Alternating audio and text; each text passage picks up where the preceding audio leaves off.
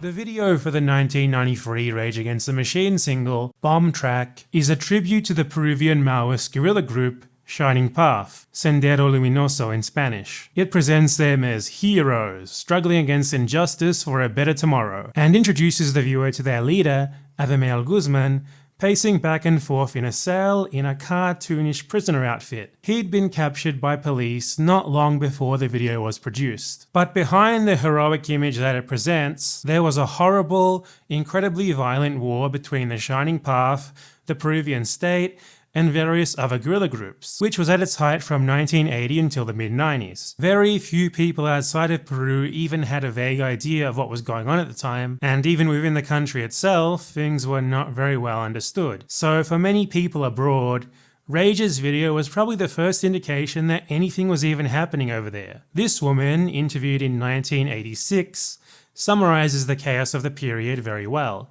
Muertes todos los días, balaceas, atentados. Ya no hay ni en quién confiar. Uno no puede confiar en nadie. La vida de un ser humano no vale nada ya.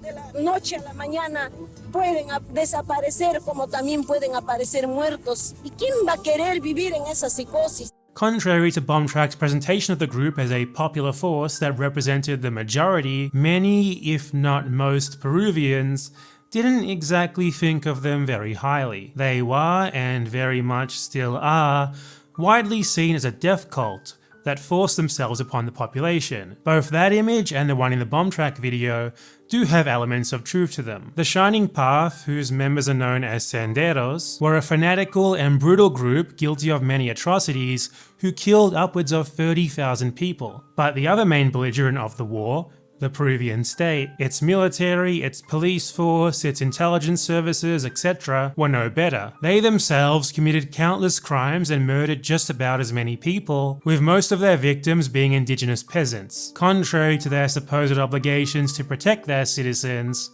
they were their tormentors. In the early 90s, some well-respected analysts legitimately believed that the Shining Path might be able to win the war, as they were active in about 60% of the country, and they appeared to be gaining influence in the capital, Lima. Or at least they were before their leader was thrown into the cell shown in the Bomb Track video. Pundit Enrique Obando said that the state is on the verge of defeat.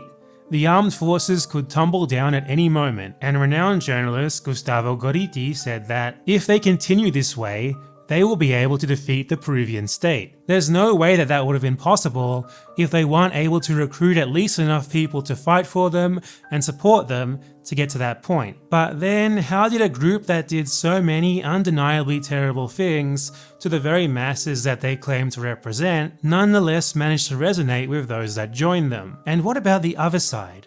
The state that was hardly any better than them in its attempts to put down the insurgency, and whose abandonment and oppression of its people led to it in the first place. I'm going to talk a little bit about those things. Actually, a lot. Let's go.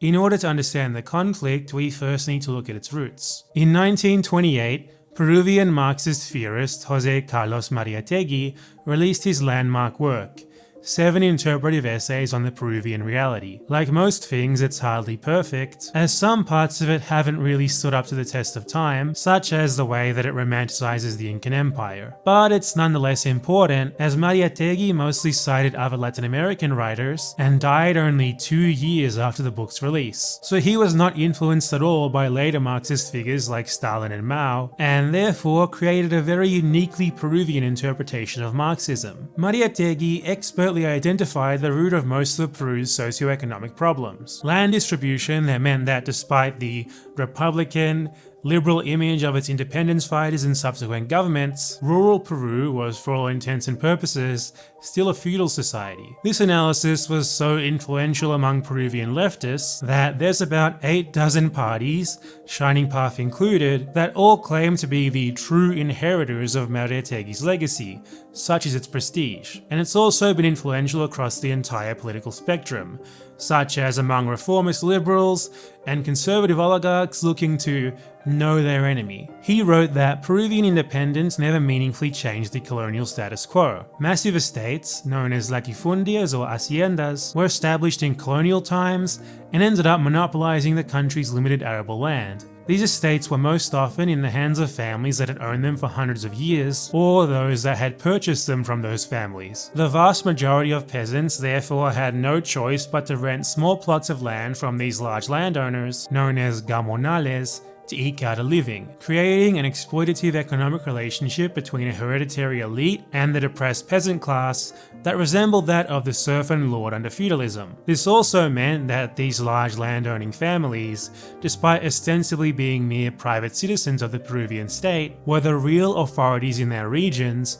which they effectively ruled over. The hacienda is run like a baronial fief. The laws of the state are not applied in the latifundium without the tacit or formal consent of the large landowners. The authority of political or administrative officials is, in fact, subject to the authority of the landowner in his domain. The latter considers his latifundium to be outside of the jurisdiction of the state, and he disregards completely the civil rights of the people who live within his property. He collects excise taxes, grants monopolies, and imposes sanctions restricting the liberty of the laborers and their families. Within the hacienda, transportation, business, and even customs are controlled by the landlord, and frequently, the huts that he rents to the laborers do not differ greatly from the sheds that formerly served as slave quarters. This situation was also irrevocably linked to the status of indigenous peoples. Most landless rural peasants were indigenous, and most indigenous people were landless rural peasants. While Peru has since changed a lot, Mariátegui's land thesis still accurately describes parts of the country even today, and it was even more relevant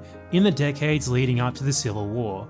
In the 60s, Abimael Guzman, alias Gonzalo, a white Peruvian from an upper-class background, was a philosophy professor at the University of Huamanga in the rural, majority indigenous province of Ayacucho. Guzman had joined the Communist Party that Mariátegui founded in the early 1960s. Soon after, he married Augusta Latorre, a woman from a rich, landowning Gamonal family. After the Sino-Soviet split of 1963, the party divided, and Guzman quickly emerged as the leader of the pro-Chinese faction, a position that was solidified by a trip to China, where he trained with the Communist Party. This is where the Shining Path name comes from. The Chinese faction were called the Communist Party of Peru, Shining Path, to differentiate them from what soon became many other groups, also laying claim to the name Communist Party of Peru. It comes from Shining Path, the party's newspaper, which itself took its name from a Mariátegui quote. From this leadership position, Guzman grew a large base of followers among the university's student body and teaching staff. As Gustavo Gorriti wrote, his objective was clear: to use the university to recruit, educate, organize, and subsidize the growth of communist cadres. Guzman had the university create a teacher training school that was staffed mostly by Communist Party members or sympathizers. Those students who became early recruits proved an ideal way to forge a relationship with their towns and communities. Many would return home to lay the groundwork for revolutionary work. Guzman's recruits had very legitimate grievances tied to the problems identified by Mariátegui. To these students, some of whom would have been the first in their families to ever have access to university, the appeal of Guzman's knowledge of Mao's theory,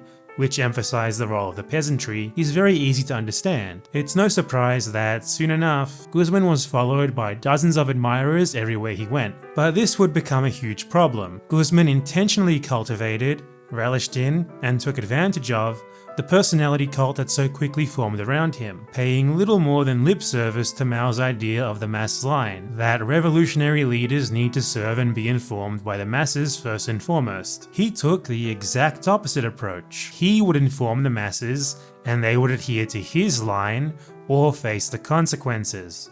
The party's official program is the best example of this. It says, "The Peruvian proletariat in the midst of the class struggle has generated the leadership of the revolution and its highest expression, the great leadership of Chairman Gonzalo." They just outright kinda say it there. The highest possible expression of revolutionary leadership is this one singular man. He is the living avatar of the proletariat. He is the ideology, He is the party. It continues. Gonzalo handles revolutionary theory and has a knowledge of history and a profound understanding of the practical movement, who through hard two-line struggle has defeated revisionism, the right and left liquidationism, the right opportunist line, and rightism. He has reconstituted the party, leads it in the People's War, and has become the greatest living Marxist-Leninist Maoist, a great political and military strategist, a philosopher, a teacher of communists, and the center of party unity. Our party has defined that leadership is key, and it is the duty of all militants to constantly work to defend and preserve the leadership of the party, and very especially the leadership of Chairman Gonzalo, our great leadership, against any attack inside or outside the party, and to subject ourselves to his personal leadership by raising the slogans of "Learn from Chairman Gonzalo" and "Embody Gonzalo Fort."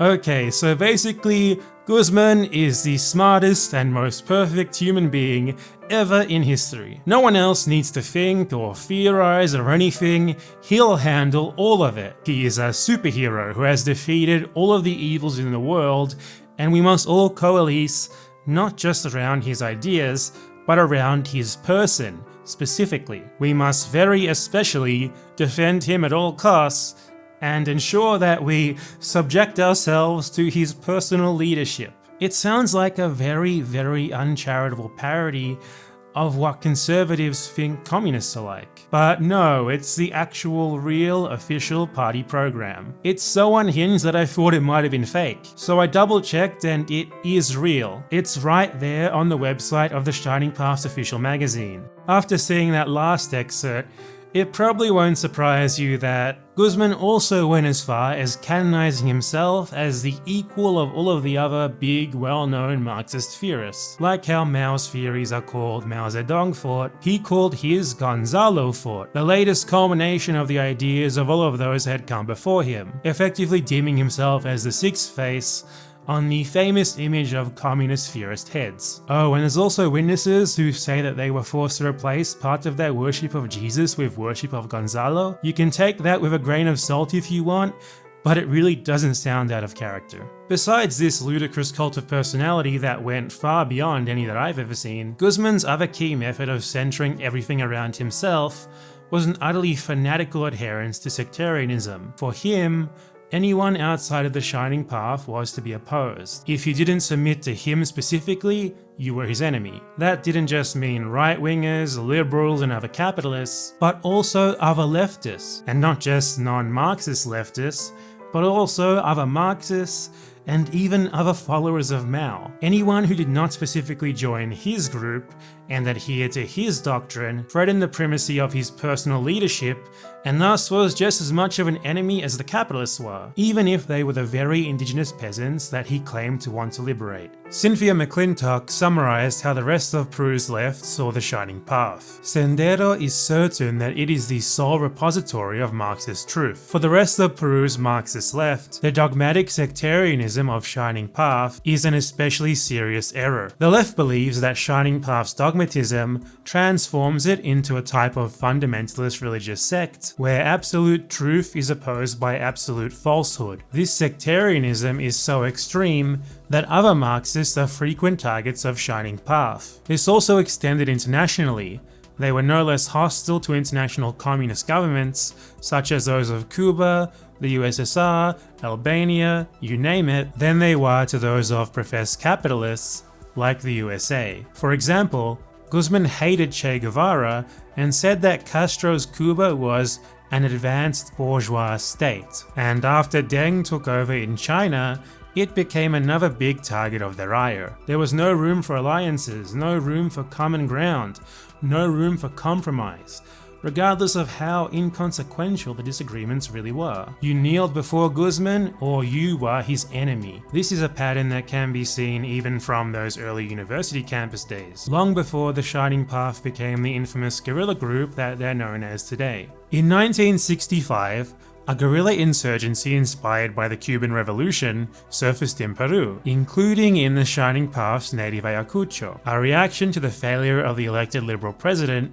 Blum to implement promised reforms. The Shining Path were pressured to help their comrades, but Guzman argued vehemently against lending them any support. For him, just like Castro's Cuba, they were bourgeois, and that since ties between Cuba and Maoist China had recently weakened, no group inspired by Cuba deserved their solidarity. While some Shining Path members left to join the insurgency, Guzman remained firm. He was the sole holder of the correct line, and others were to fall in line behind him. Guzman also abused his personality cult in more petty matters. Luis Kawata, one of his most loyal commanders in the early days, was purged from the party for sleeping with a woman who Guzman considered to be one of his personal lovers, even though he was already married to someone else. Kawata had never deviated from Guzman's doctrine, and even remained loyal to him and the party for decades following his expulsion. But that wasn't enough. Even personal slights against Guzman's honor could not be tolerated. And in 1988,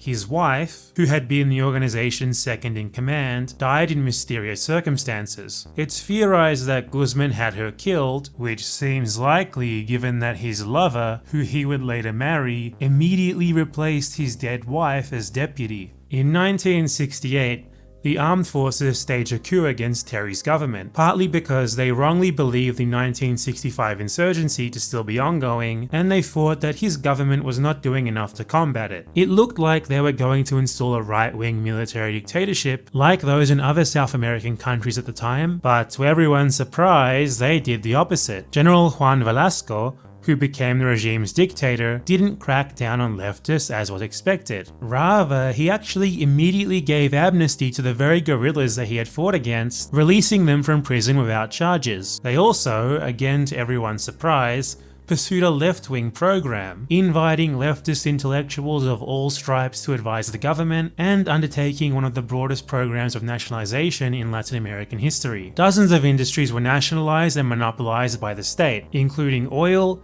telecommunications, and electricity. They also carried out a very ambitious land reform program designed to address the very problems faced by the rural and indigenous community that Mariátegui had identified. They even expelled the US military and intelligence services from Peru and sought improved relations with the USSR. Velasco's government was undoubtedly a dictatorship, but it nonetheless quickly became very popular for taking actions that elected reformist liberals like Terry had dragged their feet on. It was critically supported by practically all of the Peruvian left, along with Cuba and the USSR. Even China, still led by Mao at the time, established cordial diplomatic relations and advised Peruvian Maoists to avoid violent actions for the time being. But Guzman, rather than joining in with everyone else, instead saw this government as a huge threat to the Shining Path's goal of spurring a revolution with himself at the head. So he denounced it as fascist and attacked practically all other leftists in the country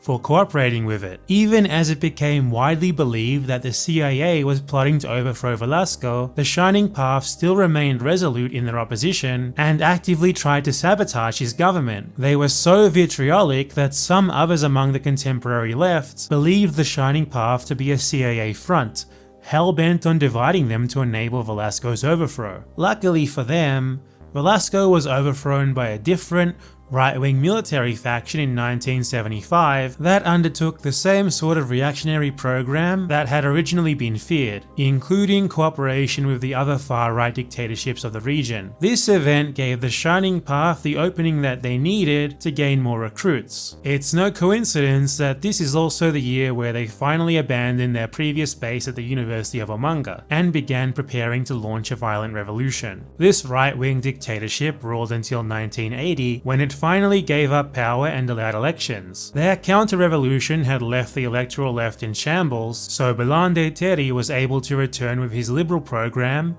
and win in a landslide. The year before, Guzman had been arrested in the capital, Lima, but at that point there was little to no evidence of any wrongdoing, so he was quickly released. This arrest was perhaps convenient. It showed Guzman that he needed to go into hiding, as soon the state would have no shortage of charges to pin him with. The Shining Path didn't exactly have a great reputation during this period. Aside from the perception of Guzman being a CIA agent, the actions that they took while preparing to launch the armed struggle made them appear as comically disconnected from reality in Peru. The best example of this was when they hung dead dogs from lampposts alongside signs that denounced Deng Xiaoping for revisionism in China, which I'm sure the Peruvian masses cared a whole lot about. But in spite of these perceived eccentricities, they'd soon rise very quickly. From 1975 to 1980, they had been quietly growing their influence in various small towns in Ayacucho, effectively replacing whatever tiny presence the state had there, and challenging the latifundistas who, despite the land reforms of Velasco, still controlled parts of the countryside. Regardless of their inflexibility, their sectarianism, and the atrocities that they would later commit, it's not hard at all to understand why they were able to gain influence there without yet needing much of the coercion that would later become a hallmark. They were the only group getting out there and engaging with these communities that also had a wider goal: to rapidly recruit combatants, willing or otherwise, for a revolution that would seize control of Peru while turning these isolated rural towns into integral parts of the Revolutionary Army's supply chain. Recruiting for a revolution isn't something that's bad by itself at all. Actually, it's... Enough of that voice. 1 2 1 2. 1 2 1 2 1 2. That's what we like. Yeah, we're not getting canceled anytime soon. All right. Oh my god. I'll cancel you first. Don't worry. Now, I just want it to be known that both Sebs and Pat signed off on the Bad Empanada video. I only suggested it. I suggested it. And you might be wondering, hey, that's a couple more faces on screen than I'm used to, right? And that's for good reason. What's wrong with that, Sebs? You did a face. Oh, like HTA said, is he problematic? And I was thinking, it's complicated. Hey, we're not talking about that today. If you don't know, then stay ignorant and blissful and enjoy, the content. All right. Don't try to look into anything. All right. Just live your life. Okay. Vibe. It's okay. All right, bro. It's okay not to know everything. All right. It is. Ignorance is bliss. With this, yes. And you learn that the hard way. Yes. when becoming a leftist. Yes. Don't learn anything about anyone. Never meet your heroes, and absolutely never, ever, ever look up anything about people that you look up to politically.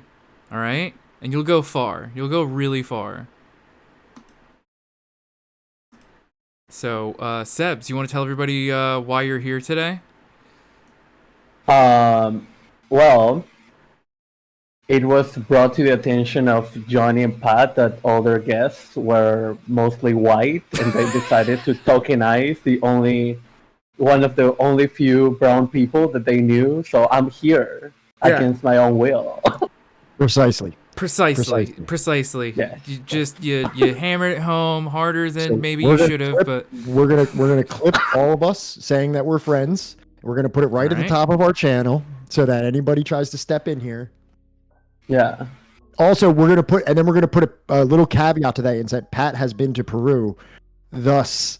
Yes. And India. And India. Yeah. So really nobody can really say anything about us that would lead anyone to believe that we have any prejudiced or bigoted views on any one specific group of people. How could I be racist? I've been to India and I stayed in the nice hotels in New Delhi, and how could you say that I'm prejudiced? I stayed in Mirfalez in Lima. Okay, I engaged with the culture. I married. When they were driving when we were getting our ride there from the airport, the driver was like, "Oh yeah, it's Beverly Hills." That's what he said about Miraflores in Lima, where I stayed. My white American head. I've been married twice to 2 Italian women. All right. 2 Italian women adds up to like. Just kidding. I'm not even gonna finish that. I'm not even gonna finish that sentence. 2 Italian women. One of them was technically an immigrant, so I feel like I'm off the hook. All right. Hold on 1 second. I gotta turn the air up in here. Wow, we're just going like really hard, like too early. I think we've only really been on camera for like less than 5 minutes already. Yeah. Did we get canceled already? Well, nobody's responding in chat, and I think it. Oh no, see, we're still good. We still have at least one chatter. So, we are Subversive History. We're a multimedia community project seeking to bring attention to the revolutionary struggles of the world's often unsung and frequently misunderstood sectors. These are the stories of the demonized, vilified, whitewashed, or otherwise forgotten campaigns against imperialism, colonialism, capitalist exploitation, and racial apartheid. The orthodoxy of Western hegemony has often labeled these dissidents as subversive, and these are the struggles that we aim to illuminate. Oh yeah, and today we've decided to do a little rearranging here. Now, in a linear perspective, Peru was not the next section of Killing Hope, but we wanted to be able to go through this, and we are fortunate enough to have a resident Peruvian come on and discuss this topic with us. So today we have friend of the stream, close friend of the stream, at many points assisting us in the production. Many of this fanciness that you see in our OBS setup or whatever this is has been directly influenced from this individual that's here with us today. It's been entirely influenced. What are you talking about? I would have ever been able to figure this shit out independently. Like, Seb's literally had to hold my hand the entire time and give me like key by key instructions how to set any of this up. And also all of our artwork was retouched by Seb's because I was very unhappy with it and it looked like shit, and Seb's made it look great again. Wait, really? Yeah. Wait, which art? All of it. What do you mean all of it? Dude, even the badges, even the badges were the wrong fucking size, and he resized all of them, okay? Literally, this entire stream would still just look exactly how it did on StreamYard, or not at all like this without Seb, so. Well, there you have it, everyone. We are indebted. Does the dev in Seb's dev? No, it doesn't. It doesn't stand for developer. It's not my Indian last name. I'm not Indian. When I was starting out, I got a couple of people from India being like, "Oh my God, are you from India?" And I was like, "No." I know that Dev is a very common name, very common last name, but I'm not. But yeah, it's just part of my Italian last name. But yeah. So you're Italian? I'm a 16th Italian to be exact, but yeah. So like the same amount that Dave is Portuguese, you are Italian. Just a 16th. So David was more Portuguese. No, I'm pretty certain David's only like a 16th Portuguese. I don't think you should claim that, David. He said half and half. Oh, okay, fair. I don't know. I gotta break the calipers out. Double check that.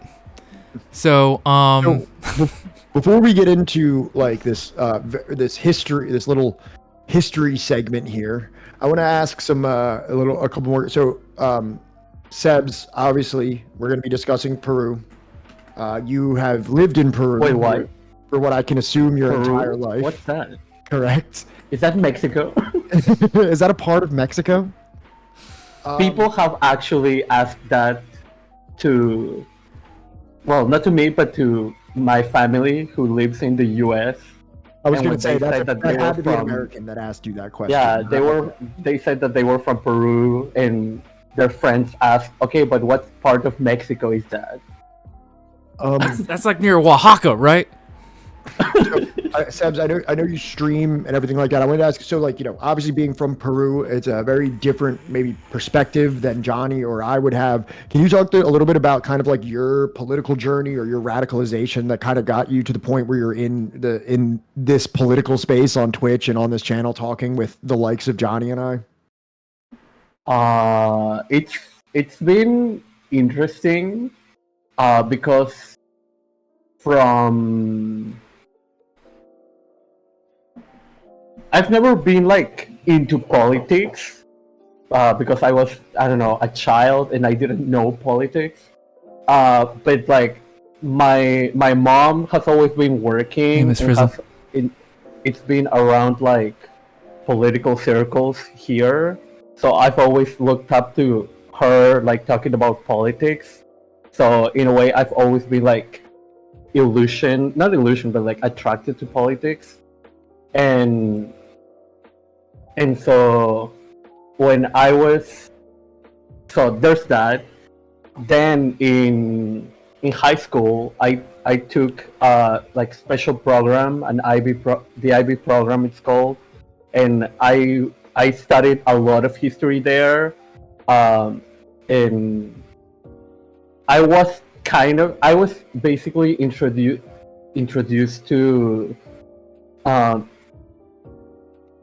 history, like world history. I was introduced to the USSR, to China, to Cuba, but also to,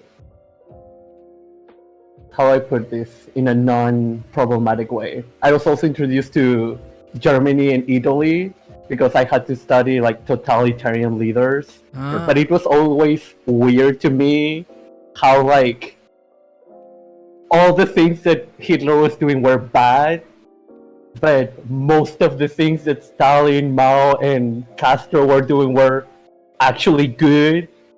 And I was like, but like, so they are doing like completely different things. Peruvian curriculum, it pretty much just follows what, like the same, almost the same beats as it Oh does. no. I was gonna ask if it follows like the same kind of beat as like U.S. The thing is, like I went to a pretty fucking privileged high school. Okay. So, and on top of that, I took a international program. So my study experience was completely different from the average Peruvian one. But even then, like, most people in Peru do not study what I study at that same depth, for example. Because, like, for example, when I was studying the Cold War, I was made to like look up different theories and different perspectives of like why the Cold War started, and for example, that is something interesting that I thought, because literally we studied like 5 different historians, and 4 of them said, oh, it was started because of the US.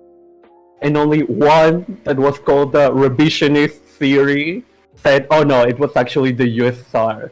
But even then, when you read his theory, it was started by the USSR because of the US, but it was the USSR's fault. Yeah. So like, the entire consensus basically is it was because of the US.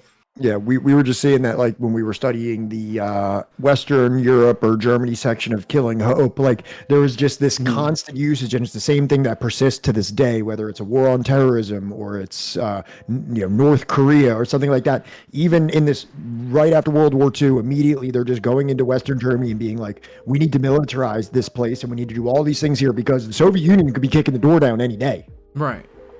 They're like acting as if they were feigning belligerence or something like that, when in reality no such threat really existed. If anything, the historical record shows that Stalin probably took great pains to avoid and made a lot of concessions to the United States or the West or NATO to avoid a war. Well, I mean, in a similar manner, it's almost as if every movement, right? You know, whether we're talking about the USSR or, you know, East Asia, right? Or we're talking about Central and South America, right? They made painstaking,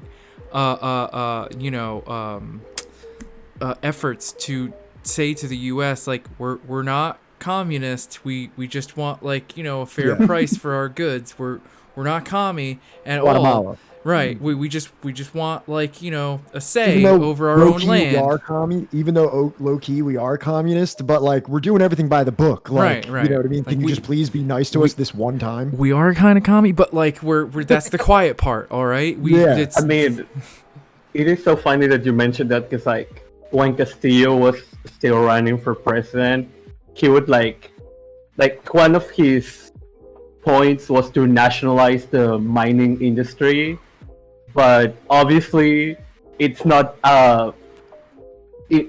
that's not done within a day. Right. And everyone would always accuse him of, you want to nationalize the entire industry as soon as you get president, and he would like repeatedly say that is not what's going to happen. Like, that it's going to be a process. That's not even feasible. Take time. Yeah, that it wasn't even going to be feasible within his government. Right. But people would still call him a fucking communist, and that he would destroy the economy. But yeah. I definitely want to ask you more questions about the Castillo situation, but we'll move forward to that. We'll probably save that for the end so we can follow some kind of like a linear discussion here. I wanted to ask, so like as you started getting involved, like I guess deeper, your journey, your descent deeper and deeper left into madness. Is there like a significant revolutionary movement or maybe not revolutionary, but at least like a socialist movement in Peru? No. No. Okay. It's kind of okay. Before I get into Peru, which is complicated to say the least, I do want to mention that when I was studying in school, I remember when we were studying the Cuban Revolution, it was like I hated history class. I literally never did anything in history class, especially when they made us read like the teacher would give us information sheets and we would have to read like a lot of them, and I would never read any. And the one time I did was about the Cuban Revolution and about how Castro was basically imposing the population to produce more sugar. And I was literally bawling my eyes out in the middle of the class, reading how motivated the people were. And even though they didn't reach the goals that Castro had set, the fact that they were still like doing like millions of tons of sugar more than they were previously was so fucking inspiring to me. But the reason why I became a communist is because of mental health, which is interesting because that is definitely interesting. Because I was thinking why so many people are sad with their lives. Why do so many people hate their jobs? And I was thinking, okay, why do people have to work? Okay, they have to work because they have to make money. Because if they don't make money, they die. Right. Yeah. And so we live in a system that forces people to work in order to make money, in order to live. What if we didn't have money as a paywall, basically, to survival? And that was way before I had any theory. And it's interesting because I was even introduced to Marxism, Leninism in history class, but because I hated history, I had no idea what that was. Really? Yes. I graduated high school in 2007, and I believe I went my entire primary and secondary education without ever hearing the words Marxism, Leninism once. I was literally reading one of the pamphlets about the Russian Revolution, like a couple of months ago that I had from high school, and it literally said Marxism, Leninism at the start. and it went through the. It didn't went through the theory, but it gave like a brief description of what it was, and then talked about like what Stalin did. Right. But I thought it was interesting because I thought I had never heard of it, and it was like right there. Yeah. But yeah, then one day I stumbled onto Twitch. I found a streamer. They were talking about capitalism bad, and I was like, oh my god, I've been thinking capitalism bad all this time. Who was it? Kira Chats. Okay. Yeah. And then I became an anarchist for a second. Look, we all go through a journey. Absolutely. I'm not the best at it, neither. So, and one day, I joined a voice chat with Grom in it, and slowly but surely, he started talking to me about Stalin and the DPRK and how good actually the USSR was, and how China wasn't actually authoritarian. And I was like, this makes sense. This makes too much sense. Oh shit, I'm a tanky now. And I went through a kind of an existential crisis, and now I'm here. Yeah, you got pretty lucky. Could have been worse. Worse. You could have been a Trotskyist for a time. Oh, I knew Trotskyism was bad legally from school. Yeah, I didn't have the same. All right, cool. So, what do you say we get into this here discussion? And I'm hoping that this was, I will let everybody know, this is a very, very an unusually short portion of Killing Hope. It's only a few pages long, so we do have it here in its entirety because pretty much every paragraph is relevant, it being such a short section. Now, and also, this is something that we've noticed here, working with the Killing Hope project, is that we get into these finer detail, nitty gritty, maybe fledgling revolutionary movements that maybe didn't really gain a whole lot of steam, but still elicited a response from the CIA, and finding lots of secondary sources on them can be very difficult. So we have what we can, but hopefully we maybe can lean on Sebs a little bit here to maybe add a little bit of dialogue into the shallow points. So and also I put a couple of slides here in the beginning, just of some basic Peruvian history, just so that we can get a little bit of a primer before we get to the 1960s, which this topic covers. So I don't know, what do you say, everybody? Let's do it. There's a couple videos in here too, because it's such a short chapter that I felt like it wouldn't be bad for us to watch a couple videos. So here we go. First of all, there's a map of Peru. If you weren't aware of where it was located, history of Peru spans 10 millennia, extending back through several stages of cultural development along the country's desert coastline and in the Andes Mountains. Peru's coast was home to the Norte Chico civilization, the oldest civilization in the Americas and one of the 6 cradles of civilization in the world. When the Spanish arrived in the 16th century, Peru was the homeland of the highland Inca Empire, the largest and most advanced state in pre-Columbian America. Couple interesting things that I found here. This is from Wikipedia. I did not do very much research outside of the book, but Peru is actually home to the single oldest civilization in America, and it's one of the 6 cradles of civilization, which I looked up after that sentence. A cradle of civilization are separate places in the world where civilization developed through no influence of another civilization in the world.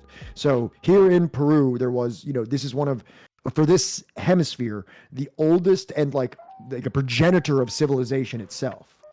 Would you agree with that, Sebs? No, yeah. I was actually forced to learn about this in college when I went to graphic design. Really? Graphic design? And one of my teachers was like pretty fucking nationalist in the sense that he really wanted us to know about like graphic design history in Peru, and he was like, "We have Caral. Caral is Peru Chico, is Norte Chico, and you should all be proud of that." And we were like, "Yeah, whatever, you know." I mean, it's slightly better than American history, the heritage of being an American person. So Yeah. continue. No, yeah, but it was interesting because like we had to study Caral or Norte Chico, and also India, China, Mesopotamia, Egypt, and I don't remember the other one. Are those all the cradles? Syria? Yeah. Iraq? I think That that's Syria Mesopotamia. is That's Mesopotamia. Mesopotamia. Oh, right. Fuck. Or- I'm trying to think of like what the other one is. Alright, so you got the Levant, India, China, Egypt, Peru. So what would be the sixth one? Is there maybe on the Australian continent? I don't think so. Yeah, but they don't have any real megaliths. Mesopotamia, Egypt, India, China. 1, 2, 3, 4. And then it says Peru, and then it also says Mexico. So I guess Oh, the yeah. Aztecs? It says the Olmec, Olmec. Sorry. which is weird. Yeah, Okay. but even then, Mexico was like way later. Yeah. But it's okay. We'll give it to them.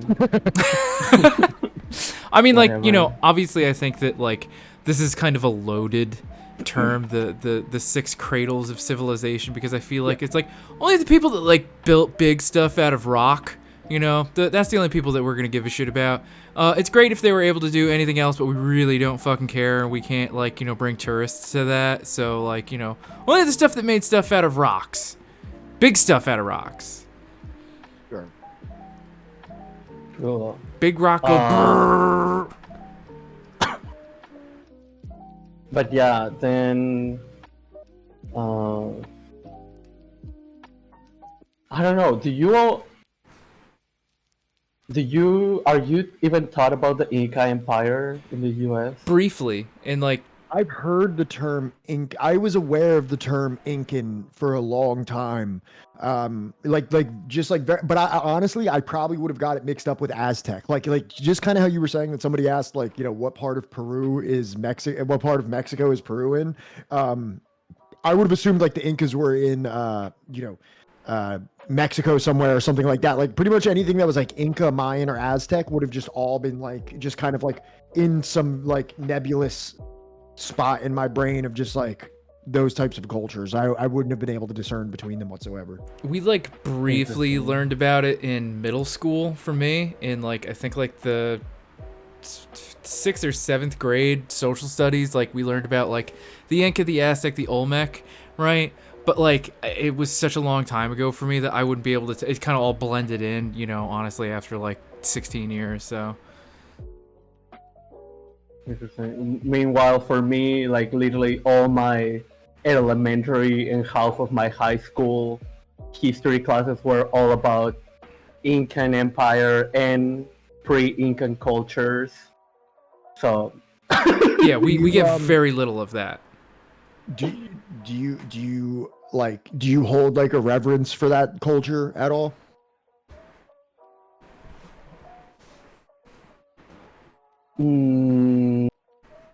Yes and no. Like, as I've grown up and learned more about like, cause like when you grow up in a, oh my gosh, when you grow up in a global South country, like there is always this peak ideal image of the US, Europe, this, oh, they are superior, they are the best. I don't like my culture. It's so like savage, Right. primitive, you know. I But- assume that it's also about amplifying the aspects of your culture that are similar to Europe and like American culture more than anything.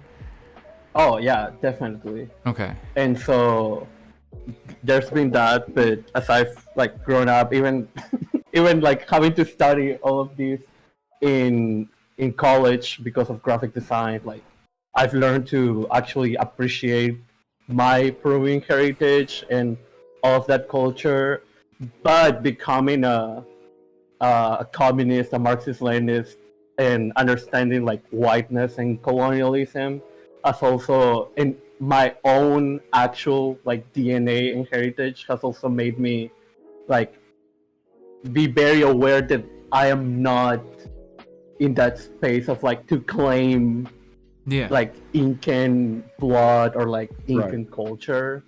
Okay. So it is pretty complicated. You know? Absolutely. But, yeah. I think that you know, we've talked about that. Were you there for our conversations with Rick regarding like, you know, the Danza Azteca and like, you know, Mexican kind of settler colonial project? I was here for a bit. Okay. Yeah, that like it's a little bit more complicated than like, you know, than the sort of perspectives that were given or amplified here in America.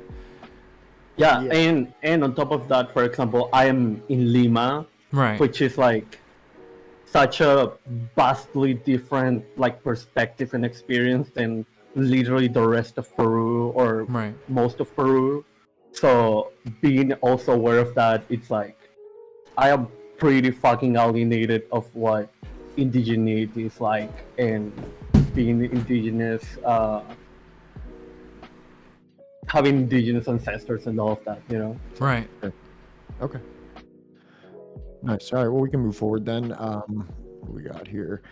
Okay, so obviously, you know, we did a very, very short view of like pre-colonial Peru, but then the Spanish did land in 1531. Peru's territory was the nucleus of the highly developed Inca civilization. Centered at Cusco, the Incan Empire extended over a vast region, stretching from southwest Ecuador to northern Chile.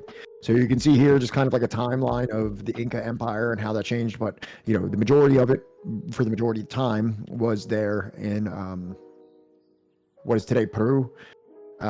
This is, you know, where Machu Picchu is, you know what I mean? It's probably the single most well-known thing about Peru. I mean, I probably not probably it for certain. No, it is. So right. It's one of the wonders of the world. Do you have anything to mention on this specific situation here, like the Incan Empire or what Inca was? Even though, like, I thought this was pretty interesting, that even though how huge the Inca Empire was, like, it's still, how do I say put this? Even though they basically conquered a lot of peoples and a lot of cultures, they still let them keep their own languages and cultures. Mm-hmm. And it's interesting because for the longest time, a lot of historians and archaeologists thought that the Incan Empire was like the first big civilization that didn't have like a writing language. Yeah. But like as of like the last decade or a bit more, they have actually they actually had a writing language. You know, what do you know? And they are like God still just barely scratching what it all means and how to decode it and all of that. Right. Well, it's like people would literally run from like Talca to Quito to sending messages from the Inca, which was like the monarch basically. So yeah. And just to let like a white person speak on this real quick. When I was at Machu Picchu, I was told by the guides there that there's certain angles that are cut of the stones and the way that they're placed that they almost lock into each other in a way that is like still it's like unknown how, like what technology that they had or the skill, what masonry skills that they had back in like the 1400s to be able to put rock structures together like this so precisely, that there must have been some very, very, very, very advanced masonry skills that are still to this day kind of unknown. Ancient aliens archaeologists theorize that it could be. I didn't say I think that is pretty interesting, but also the thing is like when you're taught about the Incas, you learn, at least here, that they were pretty fucking big. Like the average height of an Inca of or of a Peruvian back then was like 2 meters, which is like 6 feet. Oh wow. Wait. 6 feet? Are you sure it wasn't like, like 8 feet, 10 feet tall? Are you sure they weren't like Nephilim, like giants? Oh my god. No, I'm sorry. Where's Matt? Where's unelectable airwaves? We need his opinion on something. Talking about giants. We're talking about. No. I'm No, sorry. but like it wouldn't. I feel like they had enough strength to carry it like by groups. I'm not saying like I'm pretty sure they also like developed some kind of mechanisms, but I think it was easier for them to carry all of that. And it's interesting because I was talking with Ashur last year about this, how like as imperialism has happened, global imperial core countries, people from imperial core countries have gotten taller, and people from the global south have gotten shorter. Yeah. Because like now the average height is like 1.5 meters, which I don't know how to translate that into. like in 5 foot. Cuba, didn't people get like half a foot taller in Cuba or something? Isn't there like a Cuban After the revolution? What's that? After the revolution? After the revolution, yeah. There's some revolution, I forget what it was, that like added like several inches to the height of people over like a period of decades. I forget which one it was specifically. Well, I mean, like, Well, nutrition, Right. Like a nation's nutrition can be Right. directly correlated to like how big the people, not like how big they are, obviously. Like, they're not gonna make, obviously like, there's 7 a little foot bit of genetics going on here, Yeah, but exactly. like, I'm not trying to say it's all nutrition, but this is correlated. Yeah. Yeah, because like now the current average height is around like over 5 feet.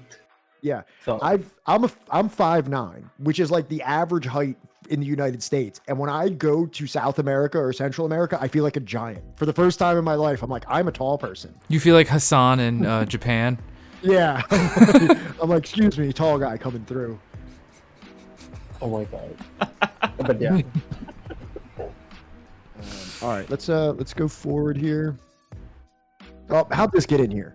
How did Wait. that get there? Who put this picture of me in Machu Picchu in this? Okay, slide? I didn't know you were also doing the widest post ever. Who's playing a prank on me? Somebody put this photo of me at Machu Picchu. Also, did you downsize your gauges at some point? I feel like they're Yeah. bigger here. Yeah, Okay, they were so- bigger here. Yeah, all right. Yeah. They were bigger here. So here's a cool picture of Machu Picchu. If you just look around me, you'll see this pretty advanced structure here that was created by the Incan Empire.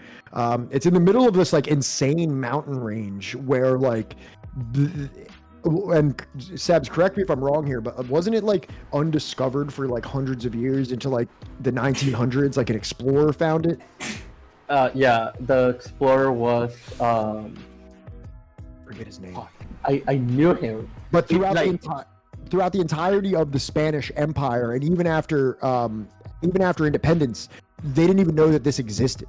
It got like discovered in the 1900s. I think even in like the 1940s by I think like a British or an American explorer. It was British. British, yeah.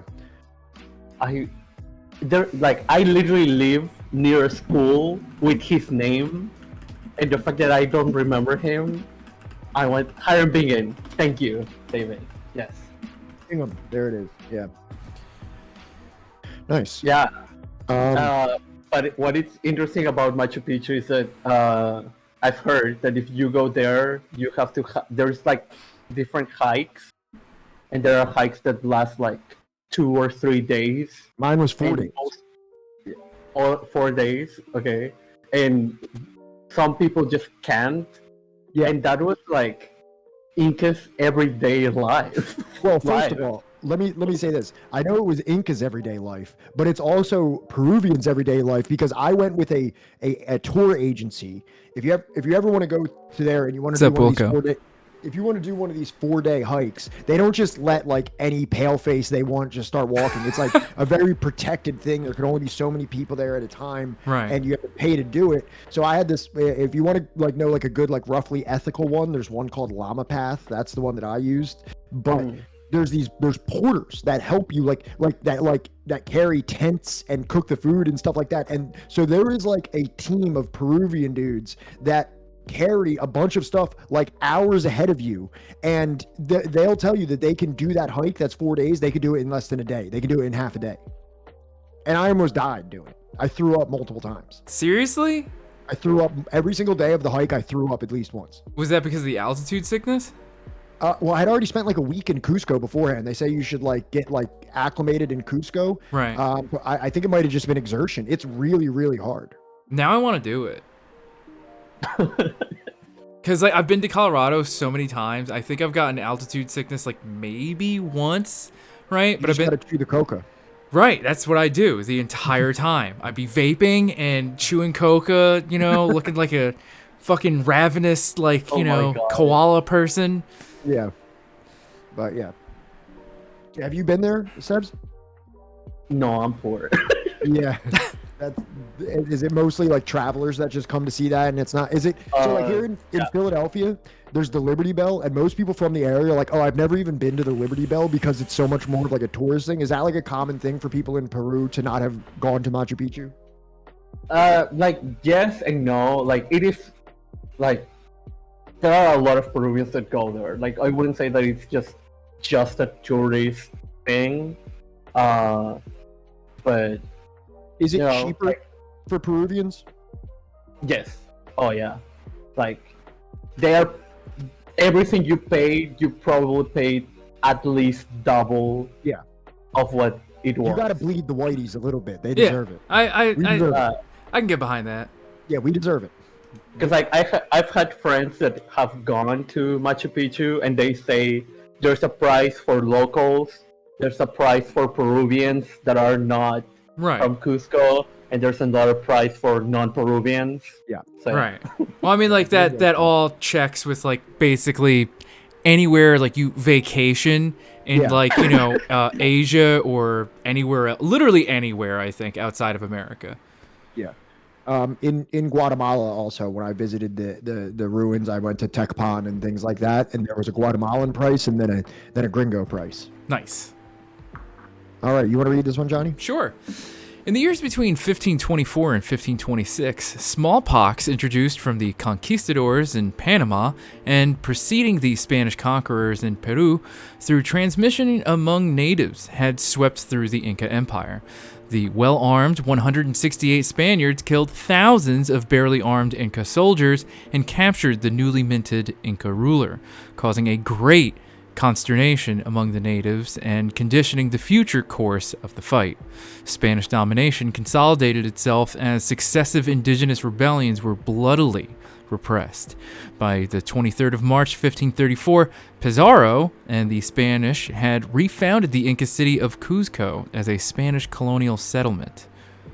So I wanted to include some of this stuff just to show that, like, you know, the native people of the Inca weren't necessarily, didn't really go down just immediately. There was a lot of like fighting and rebellion of the Inca people against the Spanish. Yeah, this sends me way back. Like, I haven't touched like Pizarro or like the actual colonization process in such a long time. But it's interesting because like I am taught. So I don't know if this is like nationalistic bias or not, but I am basically taught that the Inca soldiers could have won if it wasn't for the smallpox. Right. Well, I have a video here that goes into this really serious rebellion, and actually it pretty much says that there's like 4 separate times, if you want to go forward, there's like 4 separate times that the Spanish thought that they were about to lose. And that they didn't even mention the smallpox. So they seem to be on the verge of defeat several times without the smallpox. So if it weren't for the smallpox, it would seem like they would have been repelled handily. So if you don't mind, I put this video in here just because it's kind of a concise talk, and it's the Inca Rebellion. That's kind of what I wanted to touch on, just kind of somewhat quickly. That there was like a fierce resistance to the Spanish colonization. Yeah, because sorry. No. Like the Incas had like a very developed military mind. They were like ultimately they were literally conquering literally the entire South American continent. Even though again they were letting people with their culture and speaking their own language and all of that. They weren't imperialists. But yeah, they had like all the war strategy down. So they even with the less developed weaponry, they were right. Yeah, there's some they talk about in this video some very strategic things that they used, because there was like Spanish armor that the more primitive weapons couldn't really pierce, but they still were able to like use like certain like landscape advantages to really like put a hurting on them. And if you play it, I'm gonna go pee real quick.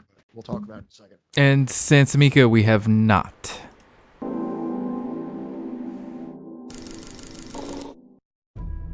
The body of the god King Atahualpa lay partially burned in a hastily dug ditch near Cajamarca. His empire was now in the hands of Francisco Pizarro and his brothers. On their long march towards Cuzco, they encountered the teenage brother of Huáscar, Manco Inca, and placed him on the throne. Wielding power through this puppet king, the conquistadors were welcomed into Cuzco as liberators rather than conquerors. The new Inca-Spanish military alliance crushed all forces within the empire that had remained loyal to Atahualpa's faction. With the massive empire now firmly in his grip and a military alliance secured with the Manco Inca, Pizarro and his brothers set about transforming Tahuantinsuyu into New Castile. Lands and lordships over the natives were handed out to Pizarro's. You want to interject or anything like that? Just let us know if there's something that's like cool to talk about. Any what? Sorry. Anything you want to interject, like any points about this that you want to talk about, just let us know. Men. Those few hundred conquistadors, many of them poor and illiterate, soon found themselves rich beyond their wildest expectations. After Manco Inca's coronation in Cuzco, both leaders of the Spanish expedition would leave the city.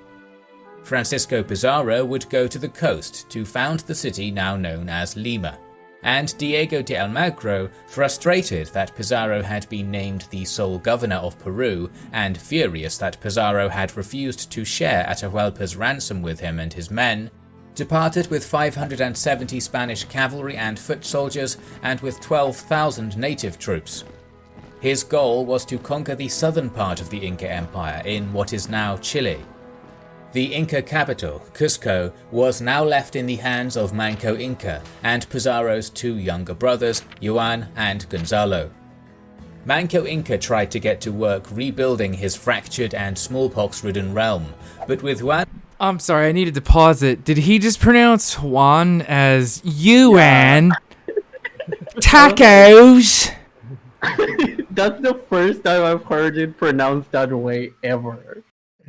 Yuan and Gonzalo! Also, old school with the Gonzalo. That's the original Gonzalo thought. Oh my god. Wow. Was that Gonzalo now in charge of the actually? City? The illusion of an equal alliance between the Emperor and the Pizarros quickly shattered. Juan and Gonzalo harassed Manco Inca for gold, silver, and native women. They soon began to disrespect him in public, and then Gonzalo Pizarro kidnapped and raped Manco Inca's wife, Cura Oclo. Soon he was imprisoned and beaten. For example, that is something that gets censored for most of what I was taught in school until like I was literally in like ending of high school.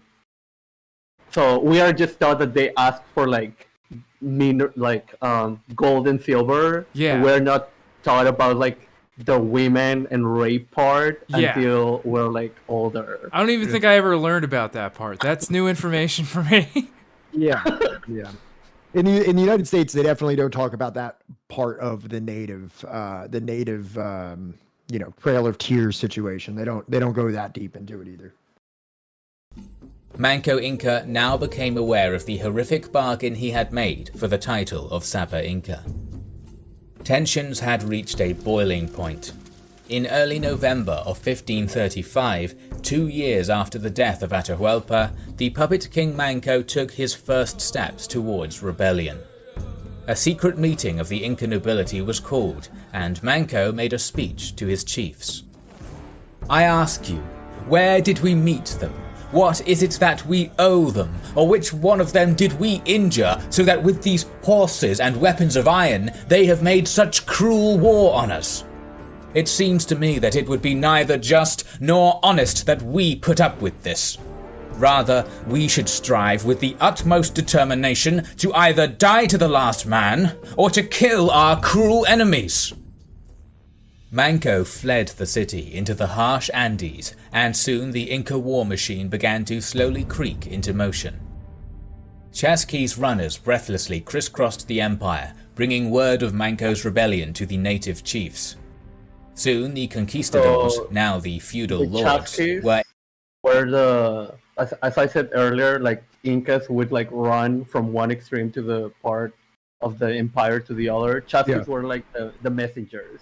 Right. They were like the ones who would run those like pretty lengthy fucking trails to get the messages from the Inca to all the other parts of the empire. They're like specialized in long distance running, and they have like this like special way of running where instead of heel toe, they run like basically not like on their toes, but like more so most of it's like on the ball of the foot, right? And it's not like a full like, blown sprint, but it's like a long distance sort of just jog, but they're able to go for like miles doing that. Yeah, and that hike I did to Machu Picchu, they said that like back in the heyday of Machu Picchu, that was run routinely by just like people on their feet with messages and things like that. So I heard that as well. Individually lured away from their palaces and manors and clubbed to death. Within months, these small-scale attacks had killed more Spaniards than had died in the entire conquest thus far.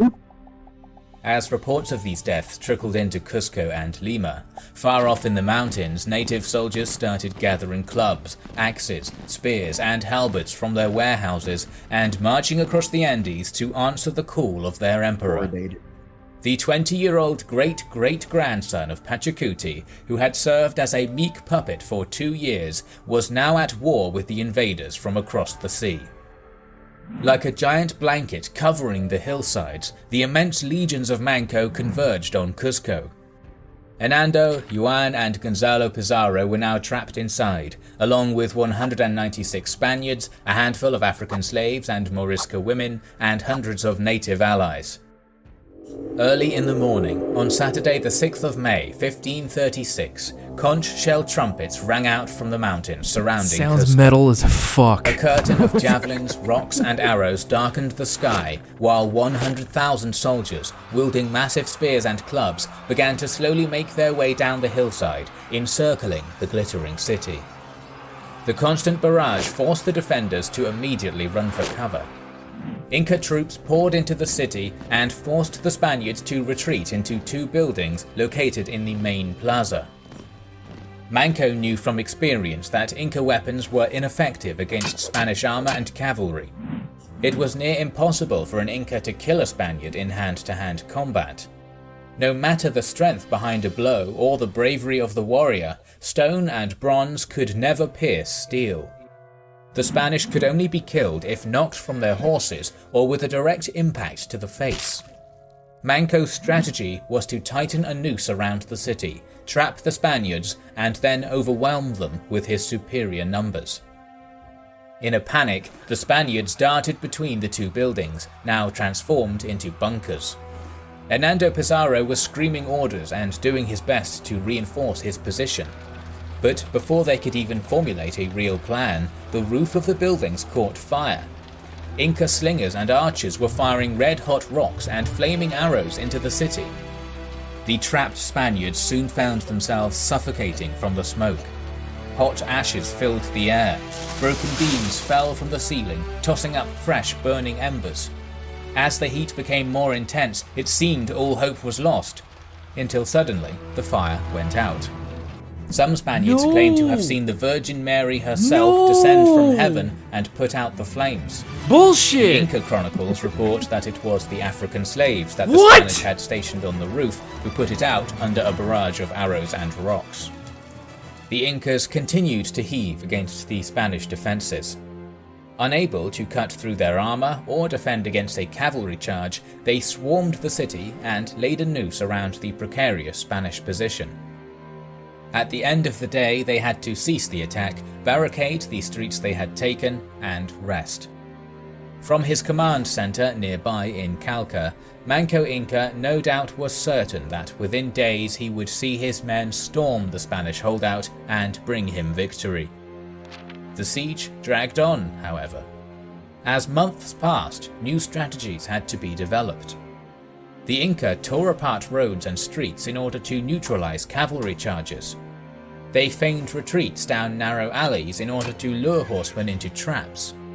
Bolas, a weapon normally reserved for hunting, was introduced in order to tie up charging horses' legs. The battle for Cuzco was brutal and long. Spaniards on horses charged at Inca soldiers down narrow streets, and the entire city was essentially reduced to ashes. In the city, one eyewitness wrote, the Indians waged such a fierce attack that the Spaniards thought themselves 1,000 times lost. While he besieged Cuzco, Manco had sent his finest general, Quiso, to tie down Francisco Pizarro, who was currently in Lima. Quiso was an excellent tactician. He had realized that attacking cavalry on a level ground was a death sentence. Inca troops could do nothing against a charge. Instead, he would use the terrain against them, only meeting the Spanish on steep hills and mountains. There he would lure them into a tight pass, block the entrances with his troops, and rain boulders down on the horses.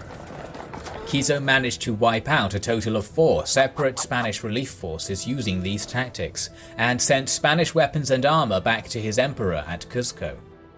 Francisco Pizarro started to panic. He had just sent more than 100 horsemen to their deaths at the hands of Quiso, and now had 100 Spaniards to defend Lima. Just months before, he had total control over the Inca. Now, Cuzco was besieged, his brother Juan dead there, an army was outside Lima hunting down Spaniards, and more than a third of his forces were dead. Hearing of Quiso's unprecedented victories, Manco ordered him to proceed to Lima and destroy the city. Not to lay siege to it like he was doing back at Cuzco, but to destroy it. Lima was a Spanish city, founded near the coast to facilitate trade, and unlike Inca cities, it was built on a flat plain. Manco's excitement at Quiso's victories had blinded him to the fact that Quiso was using tactics that could not work at Lima. Ordering him to attack Lima was a grave error. Quiso assaulted the city and failed to take it. He attacked again and continued to be beaten back. But his emperor had ordered him to take it, and Quiso knew Manco needed him back at Cuzco, that he needed this city and Francisco Pizarro gone, and nothing else would be sufficient. On the 6th day of the siege of Lima, Inca troops again poured down from the hills and marched along the flat plain towards the city, with General Quiso leading the charge, lance in hand, with his hand-selected vanguard. As he entered the city, a sudden barrage of arquebuses roared and ripped through the front line. Arca what now? Octopuses. It was. No, I'm just kidding. Yeah. I'm not sure arquebuses? What? Santiago was screamed as a cavalry charge rammed through the vanguard. As the dust settled and smoke cleared, the Inca army soon saw their general lying on the ground with a Spanish lance in his heart. The greatest general the Inca had was dead, and his army soon disappeared into the mountains. Pizarro was now free to go break the siege of Cuzco. Breathless Chesky's runners arrived from across the empire. They brought unwelcome news to Manco. Quiso was dead, Pizarro was approaching, Diego de Almagro had returned from Chile, defeated but with a sizable army, and Spanish reinforcements were arriving from the north. His fortunes, only so recently extremely promising, had now taken a grim turn. He had lost, and he knew it. The 10-month-long siege of Cusco was a failure. Manco assembled his chiefs and captains, and with a solemn voice he informed his people that he would cede his treasures, his home, his empire, and would retreat into the remote rainforest region of the empire called Vilcabamba. From there he would try and fight another day. As Manco retreated deep into the rainforest, he brought with him the mummies of all the Sapa Incas that had ruled before him, including his father, Huayna Capac, and his great-great-grandfather, Pachacuti. From Vilcabamba, Manco waged an aggressive guerrilla-style campaign against the Spanish. His soldiers ambushed supply convoys, raided new towns, stole caches of weapons and horses, and then vanished back into the rainforest.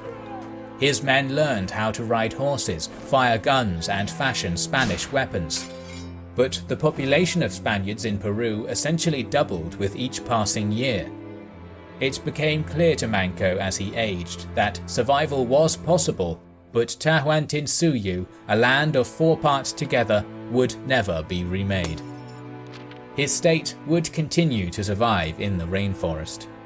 As Almagro died fighting a civil war against the Pizarros, as Francisco Pizarro was assassinated, while Hernando Pizarro rotted in a Spanish prison, and as Gonzalo Pizarro was executed on the orders of the king, the Inca state clung to life for decades, until eventually, in 1572, 36 years after Manco's rebellion, his son and the last Inca emperor, Tupac Amaru, was captured and executed, and the empire of Pachacuti was erased. Thank you for taking this journey through the history of the Inca Empire with us. I found a relatively short and likely made by a white person history of the Inca Empire rebellion. What is your overall thought about that? Did it seem like it was relatively right, or was there issues? Yes.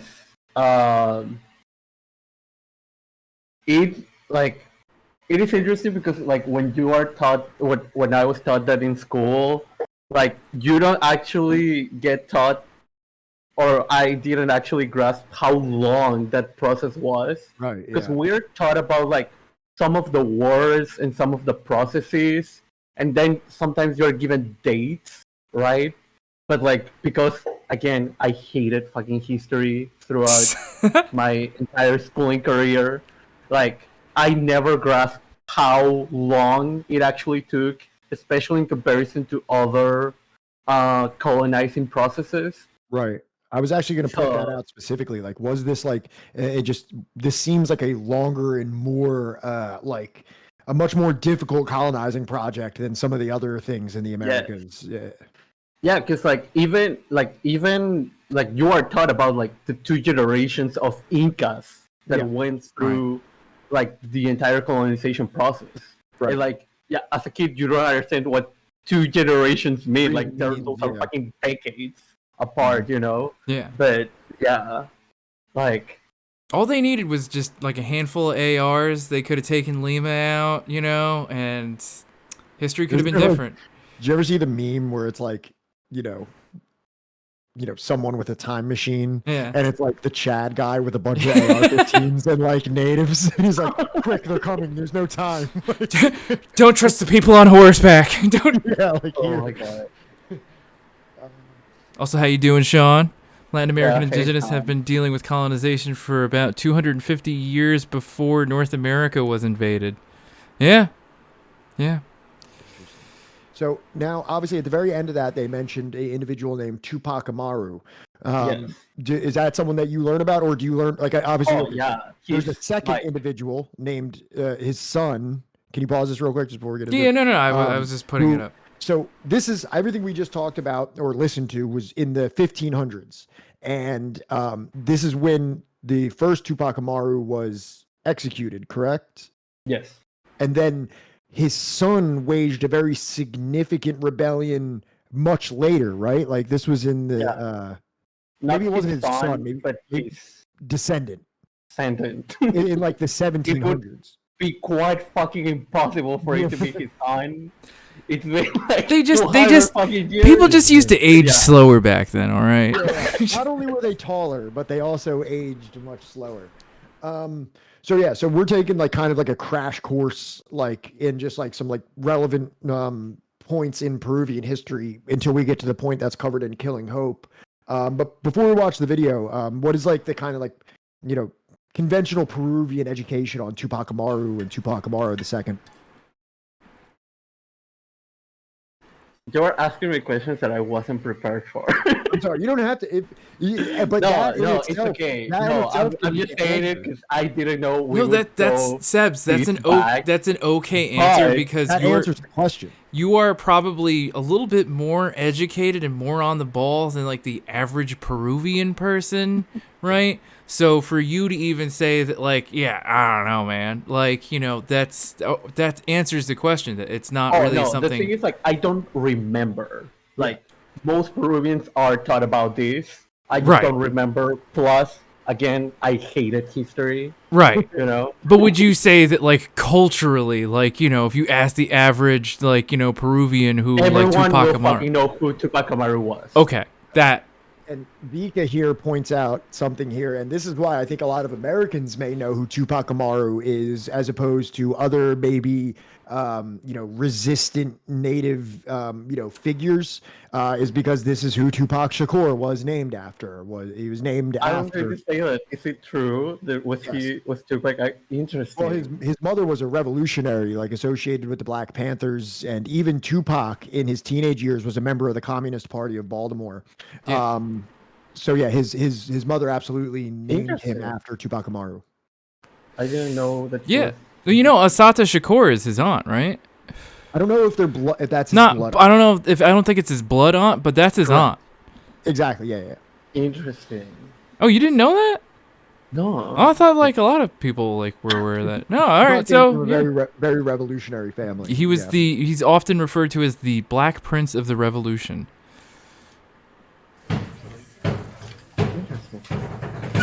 Also, pause this real quick. Yeah. This is a very like it's hard to find a concise video in English about Tupac Amaru. This one, this person here, he only has 183 subscribers, but this video has been watched 83,000 times, so it's a relatively popular video. The audio is a little like not great, but I think it paints the picture well enough. I'm sorry I couldn't find anything better. A Spanish conquistador by the name of Francisco Pizarro had his eyes set on the Incan Empire for its rumored vast amounts of gold and silver, and in 1524, Spain allowed him on this conquest.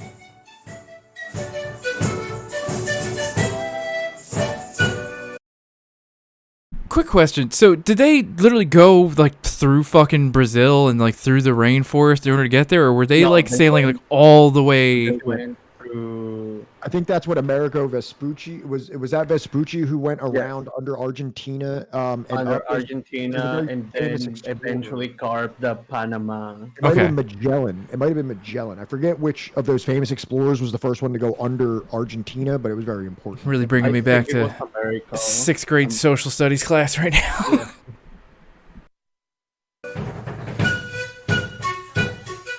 The Incan Empire stretched over vast amounts of land, which mainly included Peru. Pizarro was unaware of the magnitude of the Incan Empire, but when he realized it, he decided to act peacefully towards the Incan Emperor Atahualpa.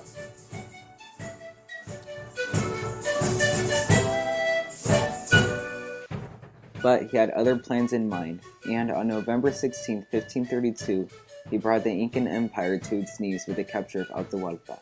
Atahualpa tried bargaining with Incan gold and treasures, but in 1532 he was executed by Pizarro and his men.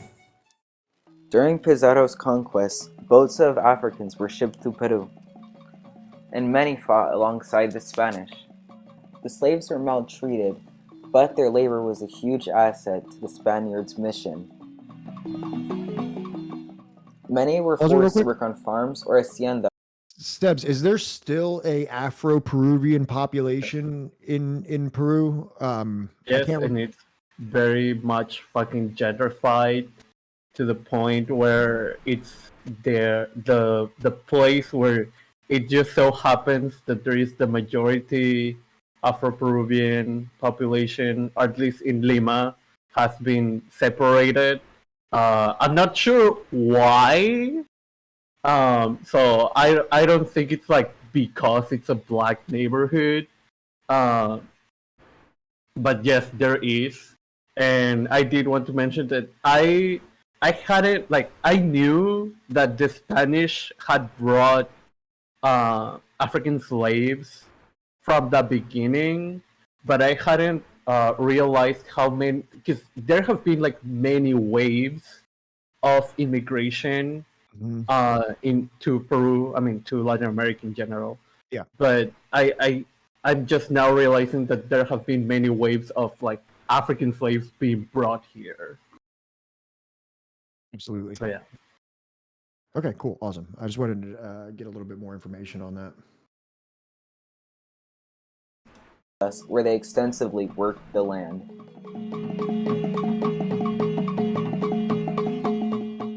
With the help of the African slaves, the Spaniards were able to colonize throughout the Incan Empire. Before you ban this guy, it's funny that he's saying Marx did not understand economics and Das Kapital is a bunch of drivel he made up to make the ideology look more respectable. What ideology that existed before Das Kapital was he trying to like pretty up and make look more respectable? Sniper 7, have you ever even taken like an intro to economics class before? Like just any. We're talking about like colonialism, and right? Like that. Communism is like centuries away at this point, and they for some reason they just kick the door in, and they're like communism.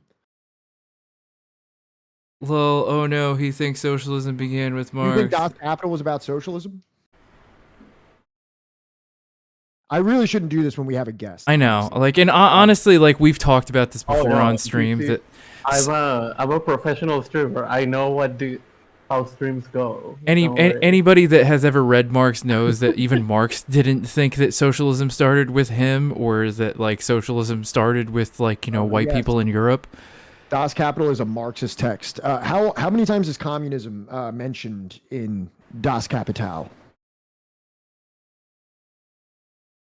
Because you've read it, right? Or is this hidden for everyone but us? Yes, I restricted him. Sorry. Oh, all right. Then just forget about it. If Chad can't even enjoy it, if Chad can't even enjoy it, then let's just move forward with the video. All right, and he's gone. And he's gone. Higher. Sorry. I really should engage with that when we have guests. The Afro-Peruvians were not unaware of the situation. Thank you so much, Hashkush. Outbreaks of rebellion occurred against Spanish oppression, but they were quickly put out. Some slaves did become free by buying their freedom under Spanish law, through combat, or through other means.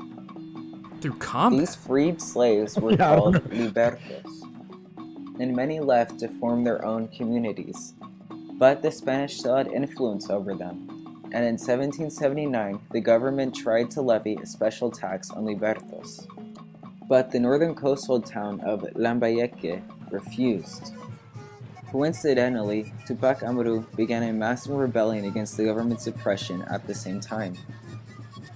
Tupac Amaru's original name was Jose Gabriel Condorcanqui, but he took the name of his great ancestor when he began his rebellion against the Spanish. He was heir to the Caquicasco, which meant he had chieftainship of Peruvian areas, which included Tungasuca, Pampamarca, and Surimana. He was also a successful teamster on the route which linked Cusco to Potosí. I'm sorry, he was a teamster? Yeah, I don't know what that actually means. Is the captions aren't helping, but like I'm like, yo, was this guy in the Union? I mean, that would make sense. Yeah. Well, yeah, because like what the fuck is it? Teamster just means that like he like literally was like a horse carriage driver. But he did. Spanish corregidores, or provincial governors, who practiced repartos, the distribution of merchandise. Much of the merchandise was expensive or unneeded, but the Incans were forced to buy it. Another problem were the mitas, or draft laborers, of the silver mines of Potosi. Both the Africans and the indigenous were forced to work in the horrible conditions of the mines. They worked long hours, and many became poisoned or died in cave-ins.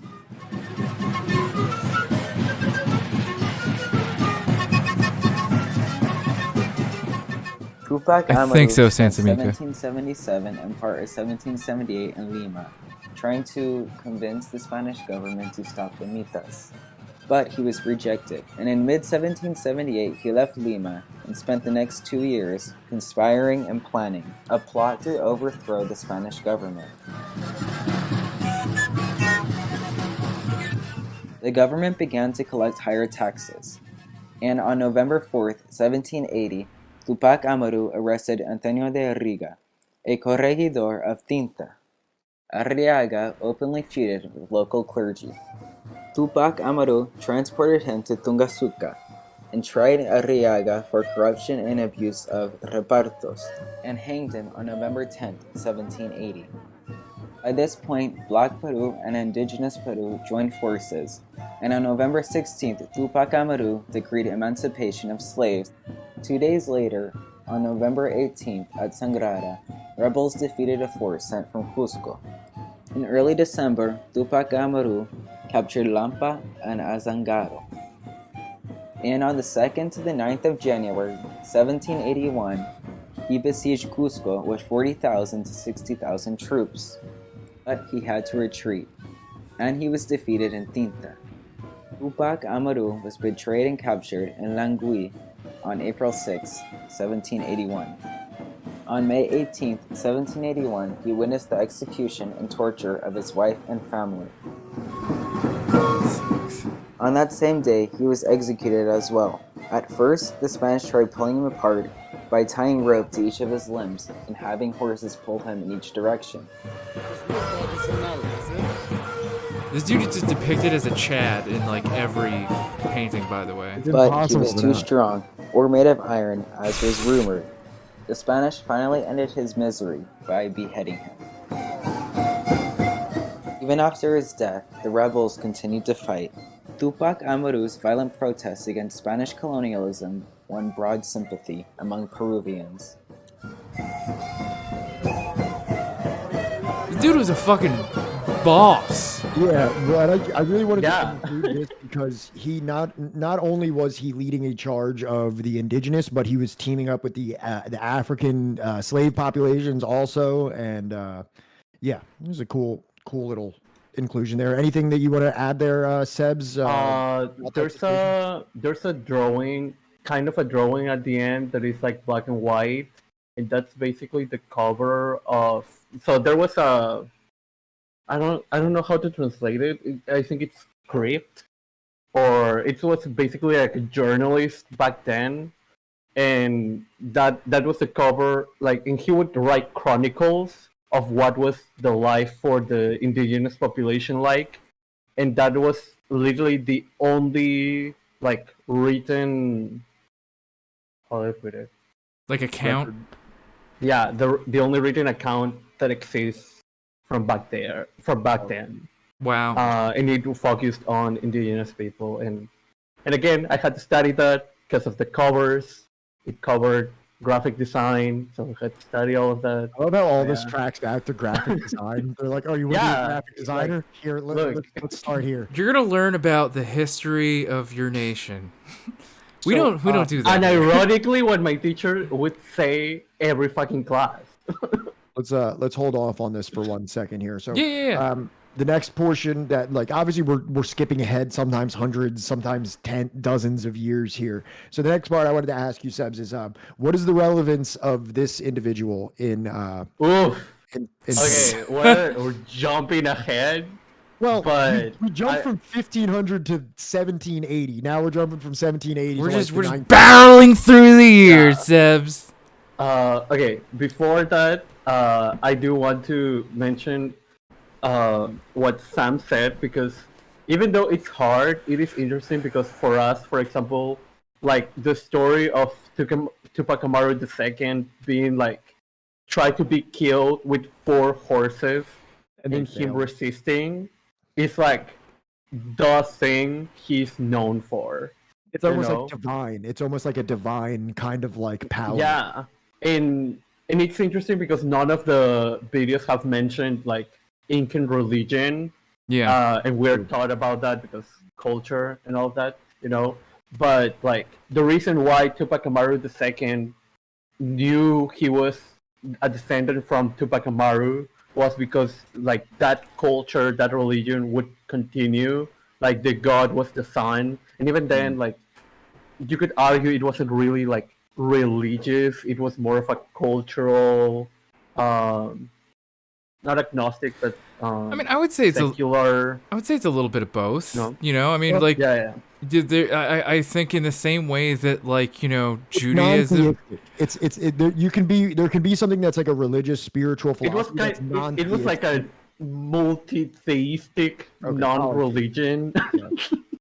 All right, so in some ways it's kind of like being like culturally Hindu, or nowadays I think it's more common to hear like oh, I'm culturally Jewish but I'm not religious.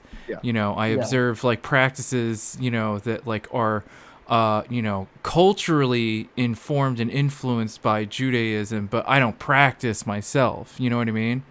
I was actually in Cusco for the Sun Festival. I didn't even know it was going to be there at that time. It was just completely happenstance that while I was in Cusco waiting to go to Machu Picchu, the Sun Festival was happening, and it was. Were you in December or? Man, when was I? Let me see when I can't remember exactly when I was there. For some reason, I felt like it was like the summer. Summer here is from December to. Maybe I was officially March, realistically June. I uploaded the picture to my Facebook in July 3rd. Oh, okay. So mid-year. Yeah. So who knows? Okay, cool. So now, did you want to move to Mariategu? Is that how you say it? Mariategi. Okay. Mariategi. So, like, as someone, and I want to just say this first, as a white person. I have to correct you both. Mariategi. Yeah. All right. So, Mariategi. The stress is in the A. Mariategi. Sort of like mariachi, but Mariategi. Yes. So as someone who reads a lot about this stuff, and you read into leftism and the history of socialism, you hear about all of these philosophers, all of these Marxist thinkers and everything like that. And I feel like Mariategi is very seldomly referenced, that they don't get brought up very often. And I have this book because I have heard him mentioned. I forget who mentioned him. It might have been Che. I'm not sure, or it might have been one of the people who influenced Che. So, what do you think? What is the story of Mariategi? I don't know his particular story, but he's an icon. Yeah. Even if people in Peru don't know who he is, they've definitely heard of him. Mm-hmm. He gets brought up fairly often in this book that I've read. Oh, interesting. Nice. Yeah. Cool. He's typically called like a proto-Marxist. Right. But other than that, I think he's just like one of the first like proper like leftist theorists in Latin America. Well, in Peru, if not Latin America. Yeah. His ideology has definitely influenced most, if not all, Peruvian, if not South American or Latin American movements. He definitely influenced not just like political movements necessarily, but a lot of art movements. And for example, in Peru, we have a very strong literary history. There are a lot of writers, and for example, in the 50s and in the 80s and in the 30s, if I'm not mistaken, there were like very strong leftist writing movements that were heavily influenced by him. And for example, we're going to be talking about the 60s. So the decade prior in the 50s, there was a huge influx of people from around Lima moving into Lima. And so a lot of the writers from that generation, the generation of the 50s, they're called, to write about like the indigenous descendant experiences in Lima and the class divide. And you can see in the writing a lot of influence from Mariátegui. And if you read like even articles or like interviews from back then, you will like hear them say like based shit and quoting Mariátegui, like quoting Marx, quoting Lenin, talking about like imperialism, capitalism, internationalism, Pan-Americanism. So yeah. What I heard that was interesting that I didn't put together before was that he passed away, I believe, in 1930, which means that he had it's an extremely Peruvian or Latin American, should I say, conception of Marxism, because Mao hadn't even. This is prior to anything in China. Stalin was like not necessarily on like the mainstream mind of this situation, and so he has like a very like non-influenced by like the USSR or China like interpretation of Marxism. And I'm not saying that influences those things are bad, but I'm saying it's interesting to have like more of like a organic kind of like South American kind of perspective on this. It's just another angle to explore it from. That's interesting.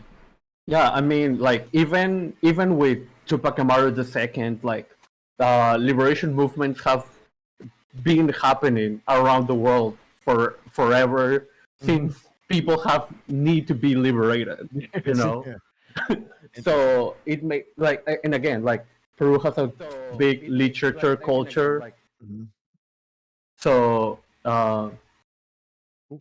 like people did what they could do, and that what he could do was write about the realities that Peru was going through.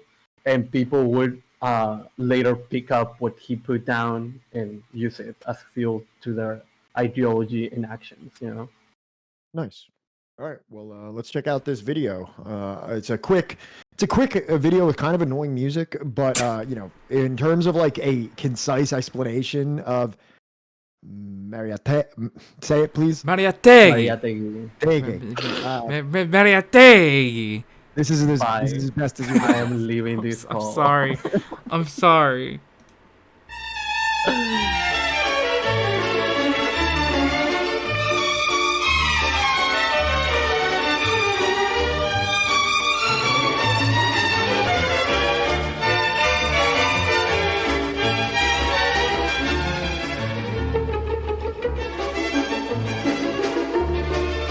This reminds me of the music from Fable. I don't get what's annoying about it.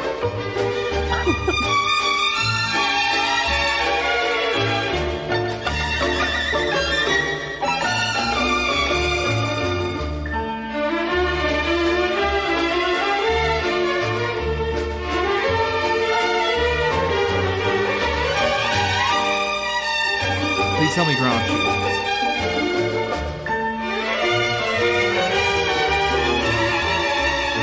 Oh, this explains a lot.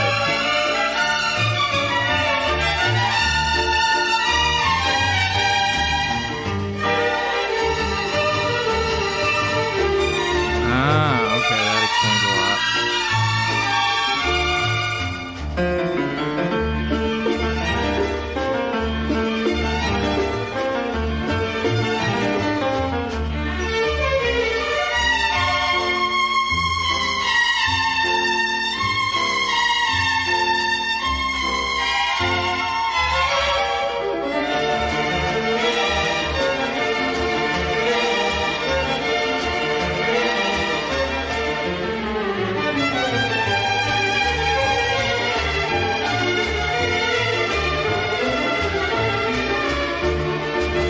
He had a physical handicap?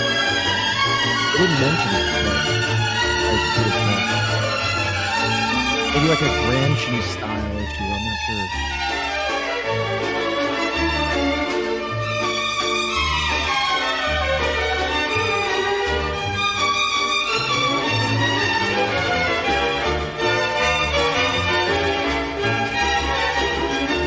Like it, share it, love it. So I thought it was interesting that it said that he went to Italy and like made friends with a lot of the leading thinkers at the time. Didn't name anybody, but Sounds like Gramsci. Sounds like Gramsci. Sounds like our boy, our paisano Antonio Gramsci. This is a good question for both of you. Would it be safe to say that he's one of like the leading, like at least like large scale thinkers that added a significantly indigenous perspective to Marxism?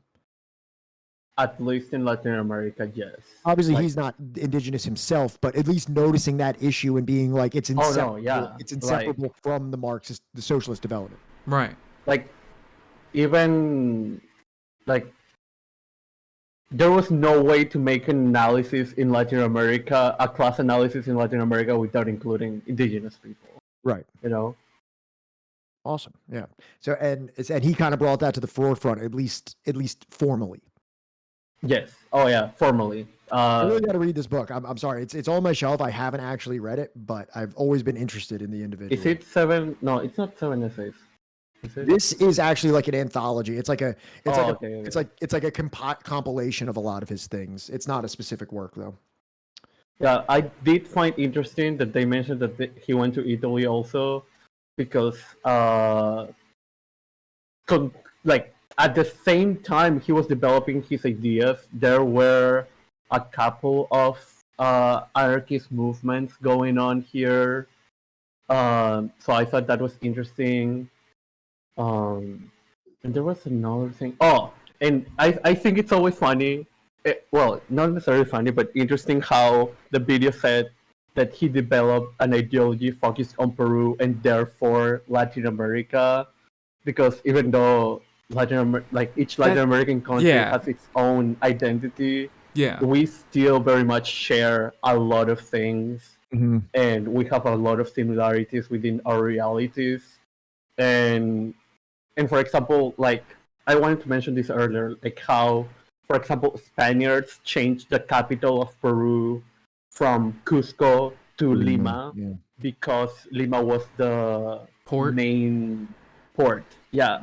But like that's not just Peru, for example. That's also Chile. That's also Argentina. That's also Colombia. I'm not sure if that's the case with Brazil and Portugal, but Brasilia, because Brazil is not a port. But yeah, so and in many ways, like for example, with all the countries that I just mentioned, they also have a centralization problem where the capital is basically the main city of the entire country, and everyone wants to go to the capital. Yeah. So there are a lot of like broad similarities that we all Latin American countries, especially South American countries, share. So, like, as much as it would be kind of and it kind of is sometimes an uncomfortable reality to face. Like a lot of Latin American countries, again, especially South American countries, share this identity and share these realities that ultimately his writings will like connect to, like can be applied to the other realities of the other countries. Awesome. Okay, cool. So speaking of somebody that kind of condensed things together, let's see, go forward. Is there anybody in this picture that you recognize, Johnny?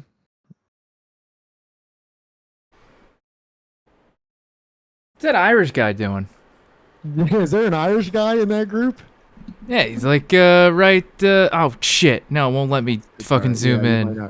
I was trying to zoom in right here. That about there. This pale-faced guy right here. Yeah, doesn't quite look like the other. So you may have heard of this individual. His name is Ernesto. I think is Ernesto. How you say it. Ernesto.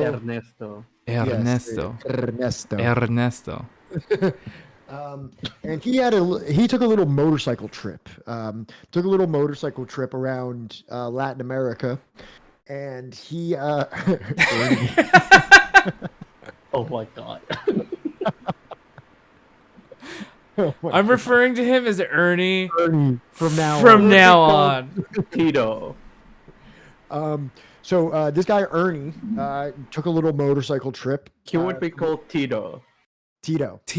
Yeah, like the Yugoslavian leader, because the diminutive of Ernesto would be Ernestito, Oh. Ernestito. and you would leave the Tito. Yeah. Okay. Ernie Tito. Okay. So while he took this little Also my motorcycle ex's trip, name. he went through Peru, and he saw things specifically in Peru. He visited many places, but Peru was a place where he specifically had a point of radicalization because of these individuals that he's with. I believe he rode in a pickup truck along with them, and he saw a certain degree of poverty, especially poverty that was inflicted upon the indigenous community that he had never really witnessed before in his relatively upscale upbringing in Argentina, Buenos Aires. So if you go forward, I think there's some quotes here that we have. There's another picture of him while he was in Peru. In Peru, Guevara was impressed by the old Inca civilization. Riding in trucks with Indians and animals, he felt a fraternity with the indigenous people. In Lima, the capital, the two men went to see Hugo Pesci, a leading leprosy researcher and a Marxist. Guevara engaged Pesce in political discussions. A decade later, Guevara acknowledged the doctor's formative influence on him when he sent him a copy of his first book, Guerrilla Warfare. Guerrilla. Guevara later remarked that he came in close contact with poverty, hunger, and disease, along with the inability to treat a child because of lack of money and stupefaction provoked by the continual hunger and punishment that leads a father to accept the loss of a son as an unimportant accident. Guevara cited these experiences, convincing him to help these people. He needed to leave the realm of medicine and consider the political arena of armed struggle. So obviously we're talking about Peru, but I thought it would just be interesting to kind of get like a little bit of perspective through Che's eyes of like what Peru was, because we still are kind of following a linear path. Like we just went through Mariátegui, and now we're coming like a decade or two after that when Che was there visiting, just kind of seeing like a very, very expedited progression of Peru, just to get a kind of an idea of where we're going here when we get to the 60s. No, I think we've done like a pretty fucking decent job just going through just like, you know, the centuries of Peru, you know? Yeah. Anything that you want to point out here, Sebs, kind of like about like that era maybe of like when there was kind of like this more formalized poverty because of like the introduction of like, you know, 20th century capitalism, post-industrial capitalism, where there's American companies. I know Standard Oil was getting involved in Peru at this time. Oh yeah. Is there anything to be said about? Okay, sorry. It's funny that you mentioned Standard Oil because there wasn't Standard Oil. We had the British oil company in the north of the country, where, funnily enough, my grandma is from. And when the change, and there was a whole controversy about this. There was a change from the British company to Standard Oil, or the U.S. oil company. Yeah. And like for the longest time, the oil company said that they were extracting oil from only like 11 acres of land, and in reality it was like 5,000 acres of land, and they were paying like $30 for each acre. So, and they only paid, like, they were extracting for like 14 acres of land for like 30 years. So a real United Fruit Company style of undervaluing, like, we only have a couple acres down here. We only have so many acres. It's not that many. Acres? Did you mean square acres? I'm saying we were doing triangular acres. Like we were doing any of those. And then when one of the governments realized that and gave them the debt, and then a couple of governments later, that government just so happened to be very amicable with the U.S., and all of a sudden they don't have a debt anymore. Huh. Funny thing that. So now, Sebs, this is, so me and you kind of discussed this a little bit. Some of the guerrilla groups that would be kind of coming to formation in like the 50s. Now I had a absolutely trying time attempting to find like videos about this. There's not much in English. This is a Spanish video. So if we can put on the captions on the English translation, there may be some issues with the translation. So if you could just like maybe point that out if there's any issues. The thing about specifically the MIR or Movimiento de Izquierda Revolucionario is that even with this movement or organization, there is like history that goes way back. I don't know if this video is going to mention the opera. It does. Okay. So but, opera, they were like cool at one point, and then they got not cool, right? Yes. And then they kind of went to being kind of cool, but not cool enough.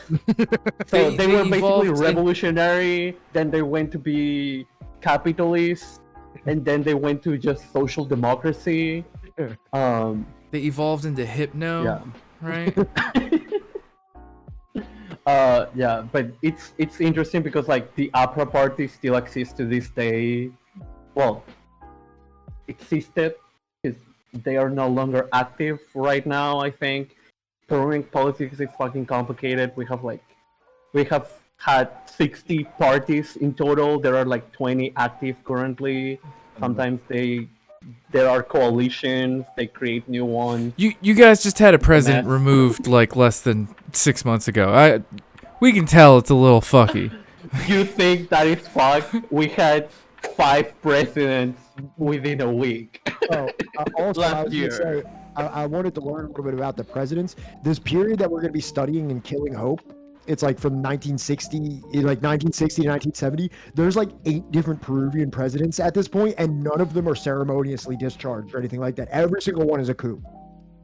Oh yeah. Not to even mention that some of these are like military people, and like the history of military governments in not just Peru but Latin America in general is like ridiculous. When we were doing Guatemala, it was the same thing. Like up until the revolution, and then even after the revolution, it's just like if you're a standout military man, then you're the president. Yeah, and it's interesting because like I feel like somehow, some why in Latin America, the military, as much as they are beholden to the bourgeoisie and all of that, they will sometimes just act as their own entity. Yeah. And sometimes you will have like right-wing military governments, and other times you will have left-wing military governments. Like, and it's like Chavez. so inconsistent that the military basically becomes its own party at some point. I heard that the coup, the nature of a coup d'etat is completely relevant as to whose side the military is on. Like there is no coup really without the military. Like even in a place like Cuba, where there was like a guerrilla force against the military, as it grows, the military essentially wanes and gives, or not like defects in a way. Yeah. And this is the situation in Guatemala that we just read about. Arbenz was a military man. And this, once the military was like, we've had enough of Ubico, and now there's like leftist progressive factions in the military, it's over with. And the opposite happened in Chile to Allende. Yeah, because there was rightist factions in the military, and that was the Pinochet was a rightist faction of the military that eventually was the downfall of the socialist movement. Well, you know how like Chavez was pretty much couped, but then he managed to come back into power because of the popular support that included the military, right? That included because when he first took power, he literally went through every single dude, like in charge of anybody was like, are you with me or against me? And anybody that was against him, he's like, all right, you're gone. Which is like the lesson that was first learned in Guatemala, is that if you don't do that, you're fucked. Yeah. And that is what Castro literally pointed to. It's really sad because we haven't gotten to this part in the Guatemala story, but Arbenz lived in Cuba after he was exiled from Guatemala, and he actually was very depressed in Cuba because he felt like he was kind of like teased in a way that like every time Castro would make a speech, he's like, we're not going to do what this guy did. He was actually quite sad about it. We could go into it, but he felt a little bit bullied in Cuba. I mean, like, because he was like a constant example of like what shouldn't have been done. Oh my God, did you see? So have you ever looked up like what Castro said to Allende? What was it? What Castro said to Allende? Yeah, I That remember. you need to arm yourself. Castro literally said in like no uncertain terms, like, bro, they are going to kill you. They do not fucking care what like if you did things by the book or by whatever rules they gave you. You want to compensate for the nationalizations? Like, That doesn't matter, bro. They're gonna kill you. Anyways, here's an AK. Good luck. All right. Yeah. Like, and there's one of those places out of Guatemala and Chile and Cuba. There's one of those places that is still following a revolutionary path, and other ones that have succumbed to decades of economic commiseration and like genocide. Yeah. Actually, I don't know about genocidal atrocities that followed the situation. all right. Hit play. I do want to mention that, like, one of my biggest like hurdles with Gonzalites or Shining Path types, Maoists, is that they think that you can apply like guerrilla warfare in the same style of China in Latin America. Protracted People's War. But I think the lack of analysis of the military in Latin America is like the biggest issue for me, because again, as much as the military is to a certain extent beholden to the bourgeoisie in Latin America, like it exists as its own separate entity, and them just like not taking that into account, not taking the rest of the rest of factors of why we are not China of 1959. Yeah. You know. Well, that's actually evident with Che Guevara personally. The Sierra Maestra was a great guerrilla campaign that was very successful, and even the Cuban government was like, we can do this. We can do this in Algeria. We can do this in Namibia. We can do this in Bolivia. And each of those places, it was not as successful as it was in Cuba. And that just goes to show further that there is not this like one size fits all application of a revolutionary movement, that it has to be organic and ground up from that society that knows the material conditions of that society and what's going to be necessary to conduct a revolution to tailor it to that society. Yes, because you cannot just Control-C, Control-V. Yeah. Whatever the fuck Lenin said, or whatever Stalin said, or whatever Mao said, from one place to another. In Latin America, it was the Cubans. Like, they came out of the Sierra Maestra and was like, that was sick. Let's just go do that somewhere else. That worked perfect. I kind of want to try it again. Let's go do that. Yes, a little bit, but especially if the captions aren't lining up. Let us know. All right. Yeah, please help us with that. No worries. Los que cumplen la clara misión de decirle al conjunto del pueblo. En el año de 1964 en el Perú, el fracaso de los intentos de reforma del gobierno y las sucesivas invasiones de tierras, algunas con enfrentamientos violentos entre campesinos y hacendados, llevaron a una situación inconcebible que desencadenaría al año siguiente el inicio de la guerra de las guerrillas por parte del MIR. Durante la década de 1950 y de 1960, el APR-PRA, el Partido Aprista Peruano, conocido también como el Partido del Pueblo o el Partido de la Estrella, da un giro político hacia el conservadurismo de derechas, y muchos de sus militantes abandonaron el partido.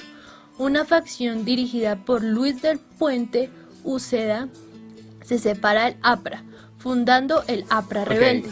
A finales del año. I do want to like expand on this. So the APRA was like a revolutionary party, but it also had like not a lot, but definitely some characteristics of like cult of personality, and like his leader, which I don't fucking remember the name, would change ideologies. And there was a point where there was a president that wanted to literally kill and dissolve the APRA, and that president literally incarcerated the leader. And so all the people from the APRA were like mad at this president, right? Yeah. But then when this guy came to power, he didn't came to power. he was running, the leader that was incarcerated by the right wing guy wanted to work with him, even though he had incarcerated him just because of political power. Right. And he even changed that's when the right wing change of the opera happened. And when that happened, a section of the party is that goes to become the MIR, the Movimiento de Izquierda Revolucionario, and the rest of them, which are like, this is why there was like some characteristics of cult of personality. The rest of the party stayed with him, and even though they fundamentally didn't kind of agree with him, they still stayed because he was like the idol of the party. Okay, I see. De 1950 en 1962, esta agrupación pasaría a llamarse Movimiento de Izquierda Revolucionaria, MIR, contra el gobierno del Perú. Inspirada en la lucha de las guerrillas revolucionarias influenciadas por la Revolución Cubana y los movimientos de liberaciones nacionales existentes en ese tiempo en varios países de Latinoamérica, África, Asia, el MIR organizaría a los focos guerrilleros como catalizadores de la revolución. Pero el campesinado no se interesó en este proyecto guerrillero. Las fuerzas políticas y militares, previniendo esta situación, realizaron reformas agrarias solo en las zonas más conflictivas del país, como la convención en el Cusco, por lo que el campesinado en general creyó que serían necesarias acciones de este tipo. A esto hay que sumarle las discrepancias entre los principales dirigentes de los movimientos revolucionarios con el Ejército de Liberación Nacional, ELN, en el Frente de Izquierda Revolucionario, el FIR, liderada por Hugo Blanco, y el MIR, imposibilitaron una acción conjunta. Movimiento de Izquierda Revolucionario después de 1965. En 1965, el MIR inicia acciones guerrilleras. Luis Felipe de la Puente recibe entrenamiento guerrillero en Cuba. Después de esto, ingenia un proceso revolucionario y divide a su guerrilla en 3 zonas de influencia. La primera es Manco Cápac en el norte, dirigida por Gonzalo Fernández Gasco. La segunda, Pachacútec en el sur, liderada por Rubén Tupayachi Solórzano. La tercera es Tupac Amaru en el centro y es guiada por Guillermo Lobatón. Durante el gobierno revolucionario de las Fuerzas Armadas, estos 3 grupos siguieron fomentando la idea de la lucha revolucionaria. En 1979, el MIR participa en una coalición de partidos de la izquierda llamada Unidad Democrática Popular y pasan a formar la Izquierda Unida. En 1892, el MIR, junto con el Partido Socialista, fundaron el movimiento revolucionario Tupac Amaru, que fue una organización terrorista peruana de corte comunista de extrema izquierda. La guerrilla fue una experiencia de esa época, lo que no... To see is like people tend to call terrorist everyone. Not everyone, but I mean there are technical reasons why they were just terrorists. I mean, arguably all leftist movements have been terrorists because although guerrilla warfare inflicts terror in the population, because why wouldn't you be afraid of fucking war? You know? Absolutely. But it is interesting that there were specific movements, specific organizations throughout the last century that have been called terrorists.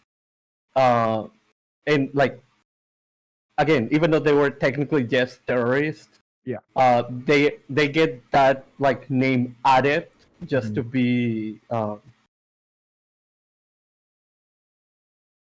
just to cause fear in the population, for people not to want to look into them, and etc.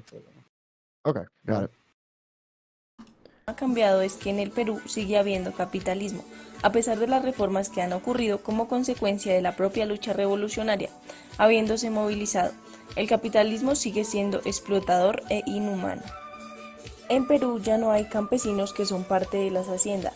Ese mundo desapareció en la época de los militares cuando 18.000 haciendas fueron estropeadas por una ley de reforma agraria. Sin embargo, en el Perú hay zonas en las que siguen peleando. Pueblos enteros de zonas andinas y amazónicas pelean en defensa de los territorios. Las grandes corporaciones, junto con el apoyo del Estado, implantan enormes explotaciones. El país ha sido concedido mediante convenios a todas las empresas para todo tipo de explotaciones mineras y petroleras.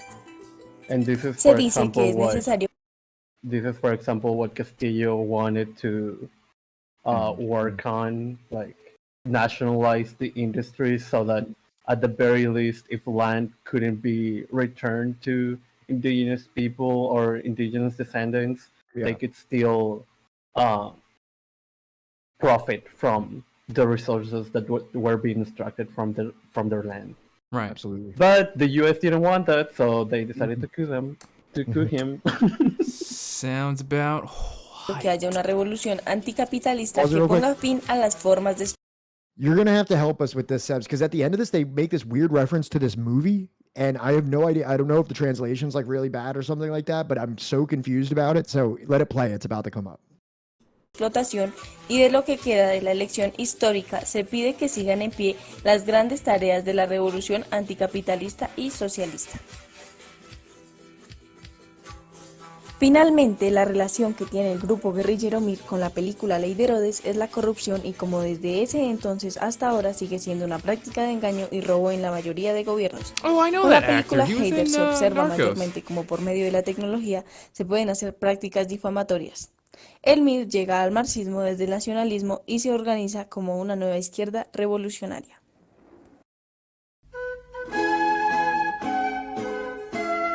And that's it.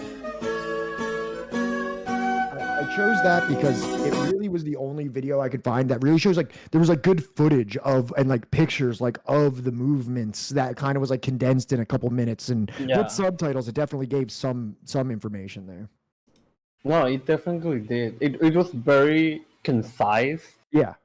I of course, like the history is like way more complicated and extended. Yeah. And like, just I like to prepare for this. I watched like 2 hours worth of videos just for the opera history. Yeah. Which again is so fucking complicated.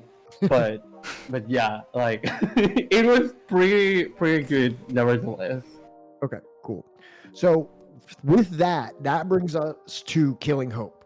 So is there anything that you want to add before we actually start on to the text from Killing Hope? Like about like the environment, the guerrillas, any of that situation, or do you think we should just slide into it?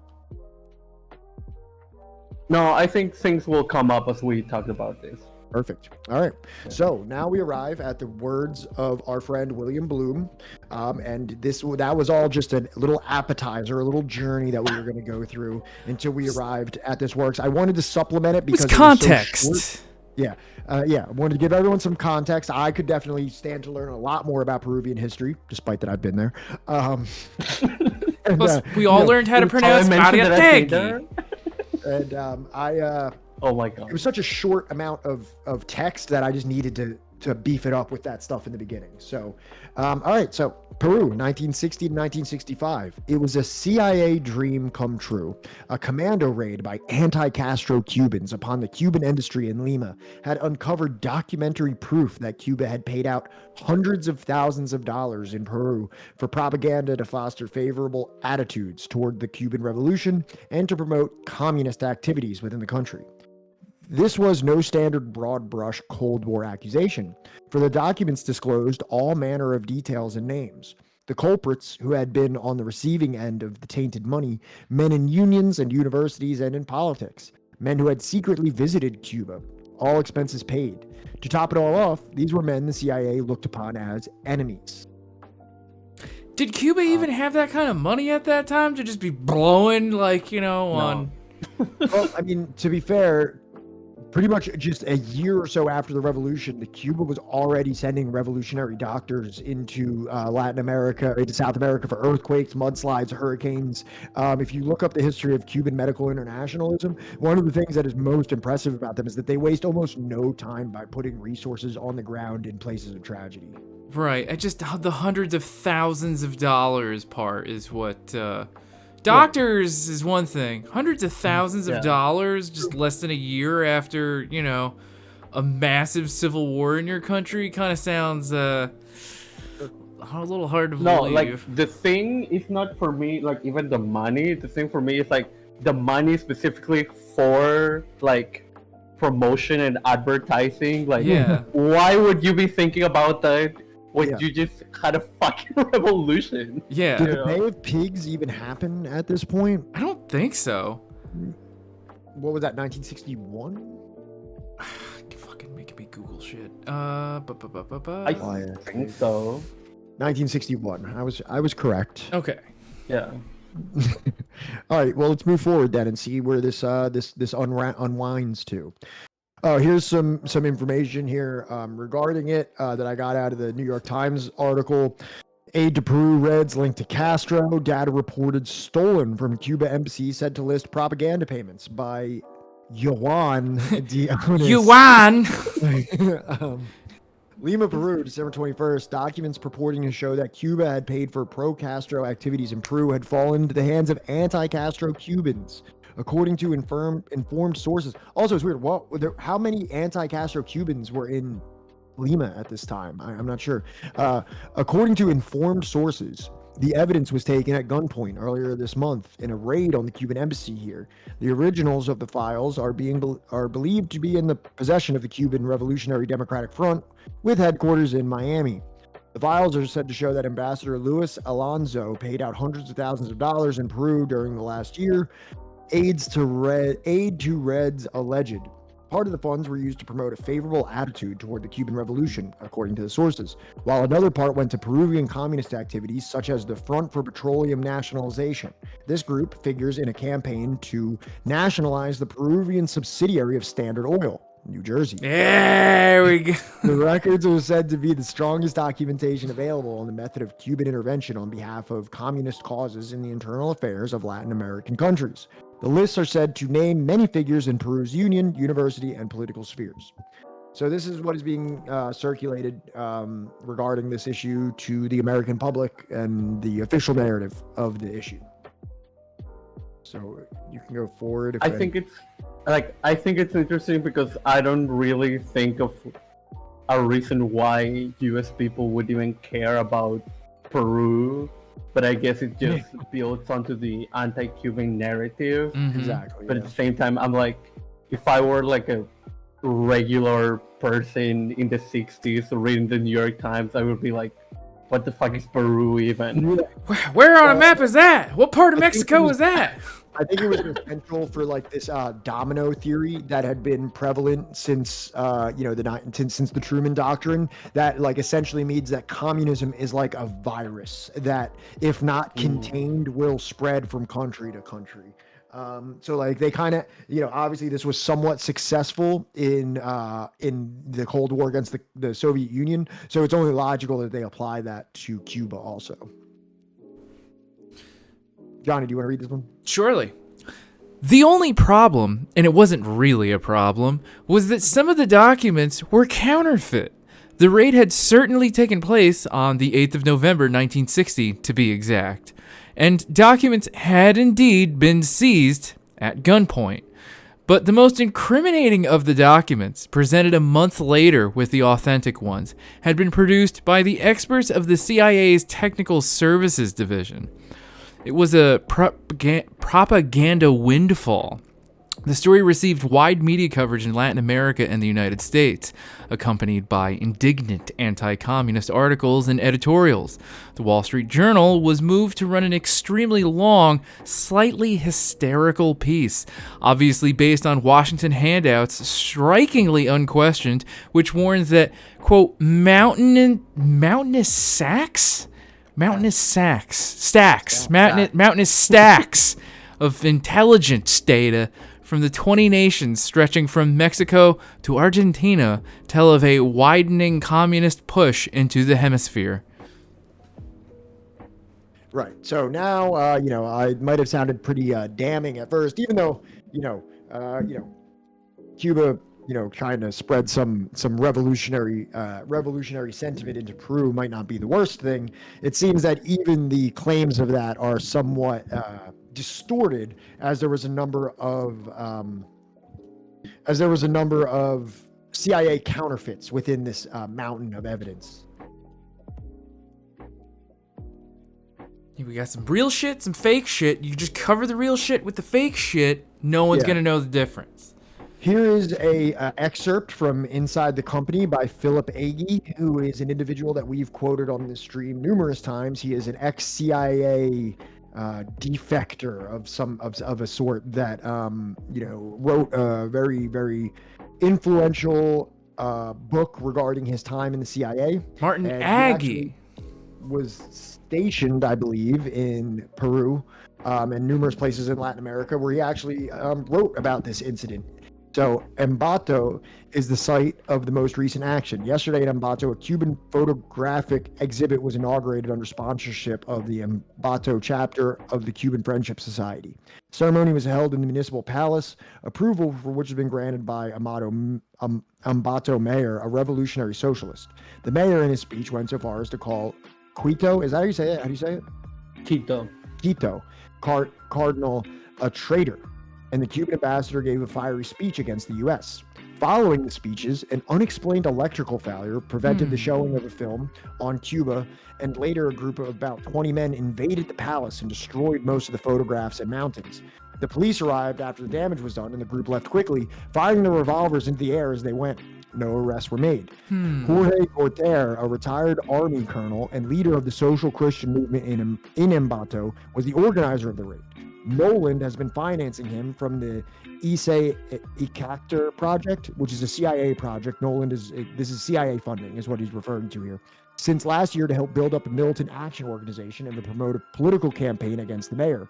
Careful planning of the attack, especially through coordination with the police, was the reason it was so successful. Even so, the mayor is getting more photographs down from Quito so the exhibit can stay open. So this is information from Agee's diaries that this attack on the Cuban situation and the documents that were grabbed from it were financed from the CIA. Even though this chapter is about Colombia. Yeah. But also, Agee does mention in here quite a bit that they would do things like the way that black propaganda proliferated was that they would have a CIA station in Caracas, and then they would essentially just take like one story from that and then send it over to Colombia, and then it would make its way into the newspaper. So it was just like these ways of just like funneling around made up fabricated information that eventually found its way into newspapers because of different CIA stations throughout various countries, muddying the waters. Yeah. Okay. So go ahead. In Guayaquil, yeah. Guayaquil, all right, it wasn't far off. The police recently arrested, at base request, 3 Chinese communists who arrived some days ago. They had been given courtesy visas by the Ecuadorian ambassador in Havana and supposedly were here representing the Chinese Youth Federation. The base tried to arrange for them to be held for a long period so that recruitment possibilities could be studied, but the order for their expulsion had already been issued. The police are carrying out the base request to sensationalize the case. The official report charges them with propaganda and subversion, claiming they had a powerful radio transmitter in their hotel room with which they were in communication with Cuba and other communist countries in the evenings after 10 o'clock. Ooh. Preposterous charges, but there's so much fear and tension in the atmosphere right now that most people will believe it. The same day the Chinese communists were deported, a sensational plot to assassinate Velasco surfaced. The attempted assassination was reported by a Guayaquil radio station, falsely, for which the radio station was ordered to be closed, but on checking sources, the trail led straight to the Cuban consul. The consul refused to testify in the investigation and has been expelled by the Ecuadorian government. His departure has given us another propaganda peg for demonstrating Cuban intervention in Ecuador.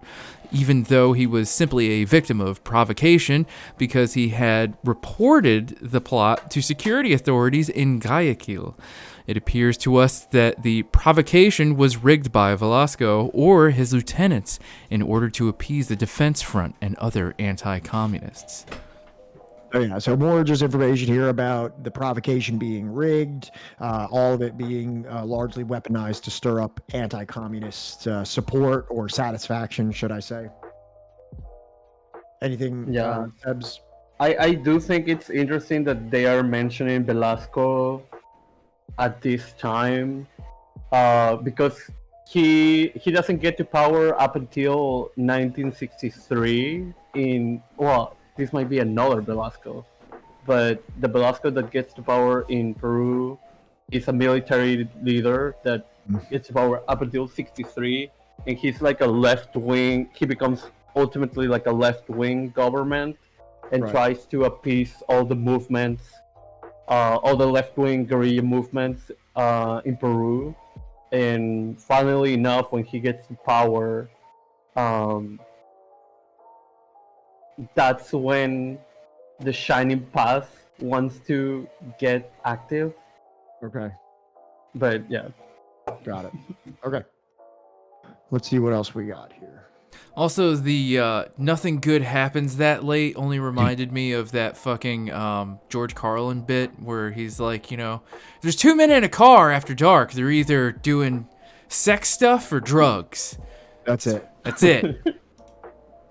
And what's wrong with either? Nothing. To be sure, the Cubans insisted the documents were not genuine, but that was only to be expected. The affair was to cast a shadow over Castro's foreign relations for some time to come.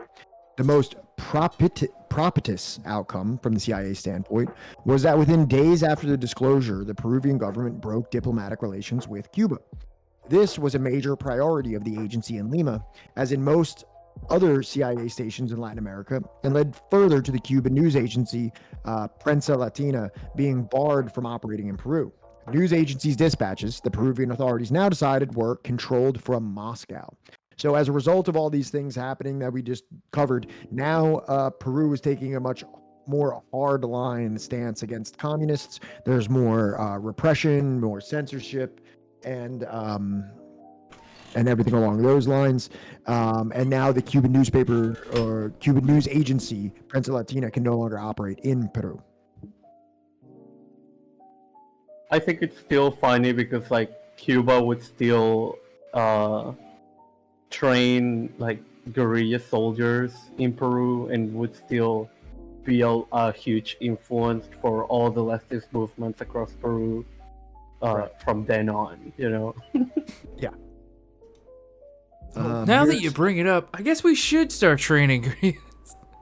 Here's another snippet from a newspaper of the time, Lima, Peru, December 27th. The government resolution made public today canceled the operating license of the Cuban press agency known as Prensa Latina.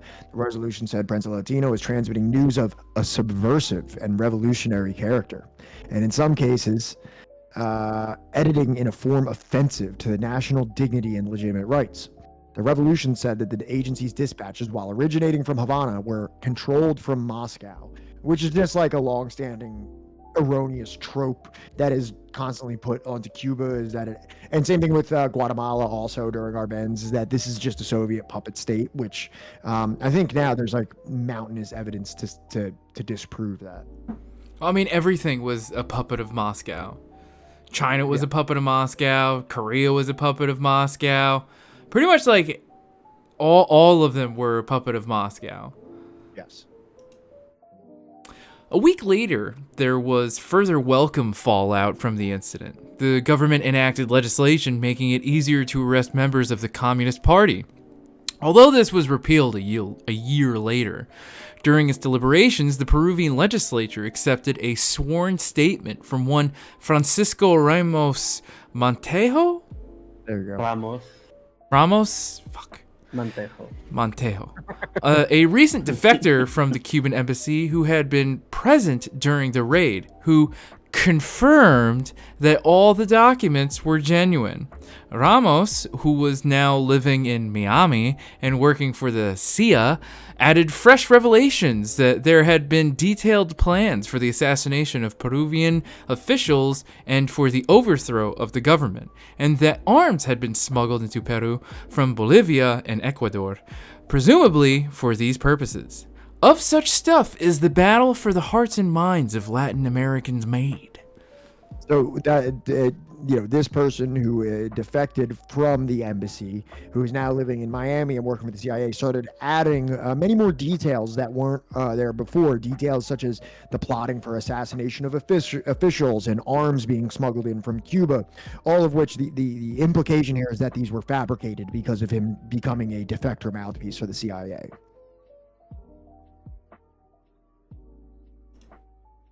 Yeah, I do want to add that if weapons were being smuggled, they were definitely being smuggled from Bolivia and not Ecuador, because Ecuador is not reliable.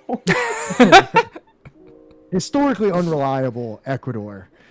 Okay, so the political history of Peru has been of the classic South American mold: an oligarchy overthrown by a military coup, replaced by another oligarchy, periodically punctuated by an uprising, sporadic violence from the forgotten below to remind those above that they are still alive, albeit barely. Veteran Latin American newsman John Garassi described the state of those below in the Peru of the early 1960s.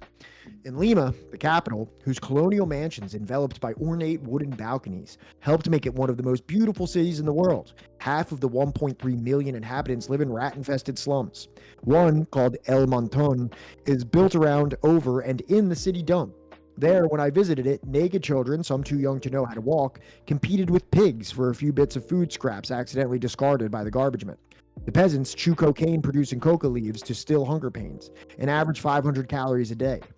Where there is grass, the Peruvian Andes Indian eats it, and also the sheep he kills when it gets so hungry that it begins tearing another sheep's wool off for its food. The peons who work the land of the whites average one sol, which is 4 cents a day, and labor from sunup to sundown. So, as a resident of Lima, this place El Monton, is that still a impoverished area of Lima to this day, or? Yes, that's like the slum. Okay, so that's. I thought this paragraph or these two paragraphs were particularly interesting. One, because they describe the entire history of politics in South America by the oligarchy, by the military, random uprising, popular movement coming up, and then again oligarchy, military. I thought it was interesting that they mentioned the ornate wooden balconies, because that is like literally a protected architecture in Lima, internationally protected architecture. If you come to Lima in the center, you will see like very old buildings with these like again ornate balconies, and they have been kept there for like centuries, like literally 5 centuries now. And when he was describing the Monton earlier, I was talking about how literature has been huge in Peru, and there was a movement in the 50s talking about the indigenous experiences and poor people's experiences. And there's a very famous not fairy tale story called Gallinazos sin plumas, or it would be translated to like big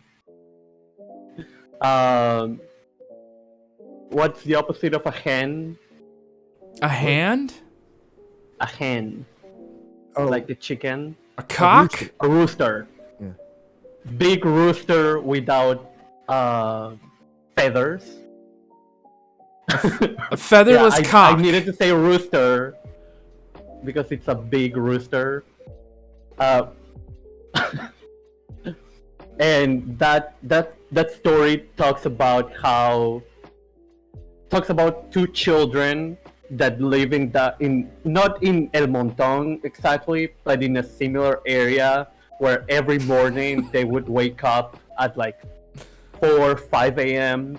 and walk barefoot to the to like the places where all the trash would accumulate in order to look for food. And one day, one of the two brothers gets injured in the food and cannot walk, and they, spoiler alert,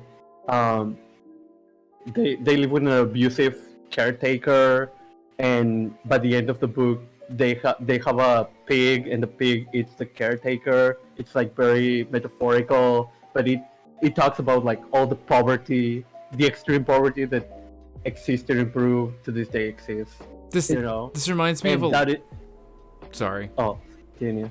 Sorry. No. Please, you continue. Sorry. Oh, and that was like one of the ways that like these literary movements would voice the voices of the voiceless.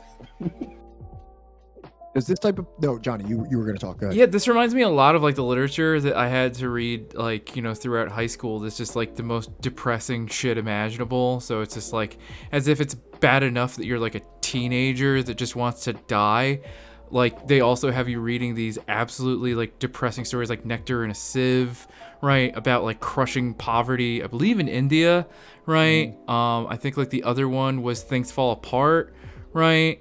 About like, and that takes place in like Africa during like, I think like, Grapes of Wrath was another one, all these things where like the characters are all just like living in crushing poverty, and normally half the cast dies in like some gruesome manner.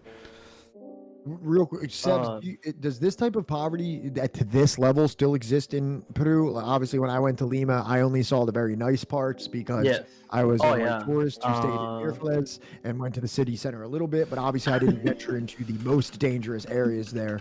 Obviously, he's describing some very extreme poverty here. Is this something that is still relatively consistent with the most impoverished parts of Lima today? As much as I am very inclined to say no, the reality is that yes. Like maybe not to the point where like 5-year-olds have to go to the trash lumps and look for food, but yeah, it is. I did want to mention that the author of that story, Julio Ramon Ribeiro, who was one of the main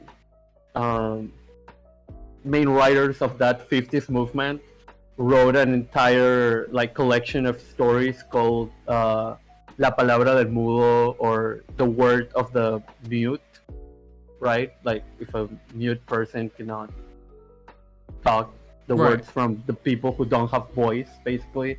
And all the stories there talk about the experiences of, again, indigenous people coming to Lima, the poverty that already exists in Lima. And I remember when you all presented me with the Gatsby chart for the first time, and how Peru was like at the top of it, how there is no like socioeconomic movement in Peru, and it was like very eye-opening to see like in economic terms how people cannot like advance economically in Peru, because there is no way. And even then, when people think of ways to advance economically, they only see it through capitalist terms, like start your own business, right? But they don't understand that because the entire system is already working against them, even if they are like quote unquote free and are their own bosses, right? They are still working within their own communities. Yes. So they're still selling to, or like poor people who don't have money. So like the profit that they make is still like barely enough to subsist, and they cannot like cater to rich people because rich people won't buy to poor people. So like, and yeah, it's like that. Interesting. Okay. All right. Cool. So let's move forward to the next one. Okay, this is just what that book is from. What with the John Garessi quote. This is actually the book that's from. I just wanted to include a picture. I don't know. Go ahead. Do you want to read this one, Johnny? Sure. During this period, a movement led by Hugo Blanco organized peasants into unions, staged strikes, and seized land.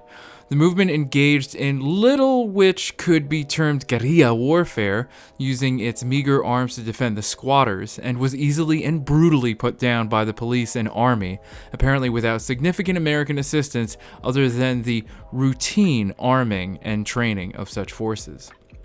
By 1965, however, several guerrilla groups had evolved in the eastern slopes of the Andes, cognizant of the bare truth that organizing peasants was, by itself, painfully inadequate. Some would say suicidal. Inspired by the Cuban Revolution, impressed with the social gains which had followed, and in some cases trained by the Cubans, these sons of the middle class met in May to plan a common strategy.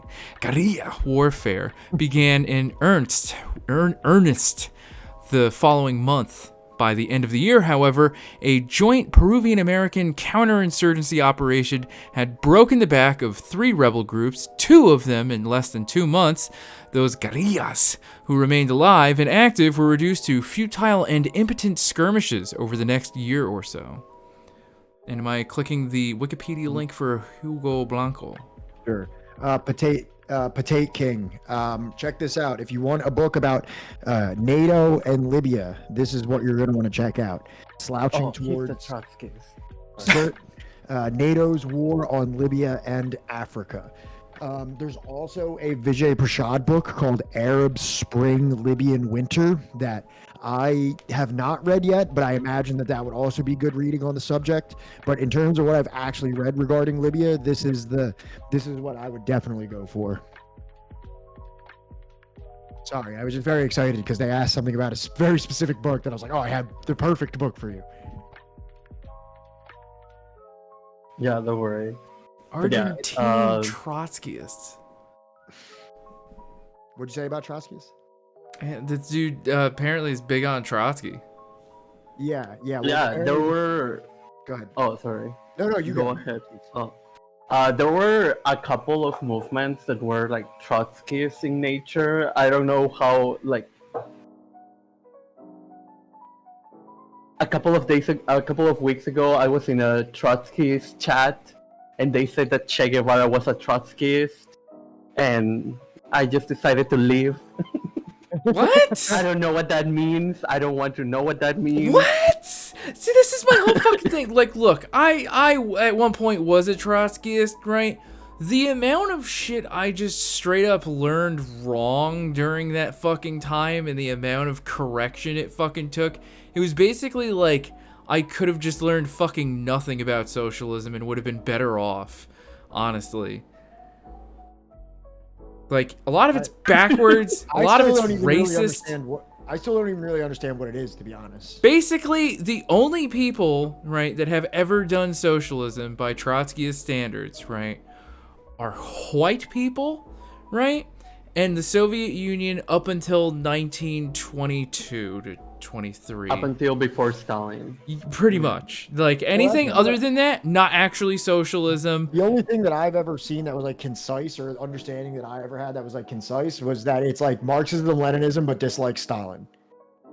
It's so much more than that. It's like I've heard revolution in one country, revolution in multiple countries or whatever, not revolution in one country, but even that didn't make a ton of sense to me, because like kind of like what Sebs is saying, I was like, so does that make Cuba Trotskyist because they were trying to in some degree export revolution to Africa and Bolivia, and that doesn't seem to track necessarily with what a Trotskyist identifies as. So it wouldn't even track with like Stalin's like aiding of Spain, Cuba, China, and Afghanistan, even, Yeah. Right. No, I mean, Trotskyist, and here's the other thing, Pat, is that it really depends which one you're fucking talking to, because some will literally like support ISIS and others, you know, will be like, you know, fucking actually the Taliban, right? Because they're standing against like US hegemony.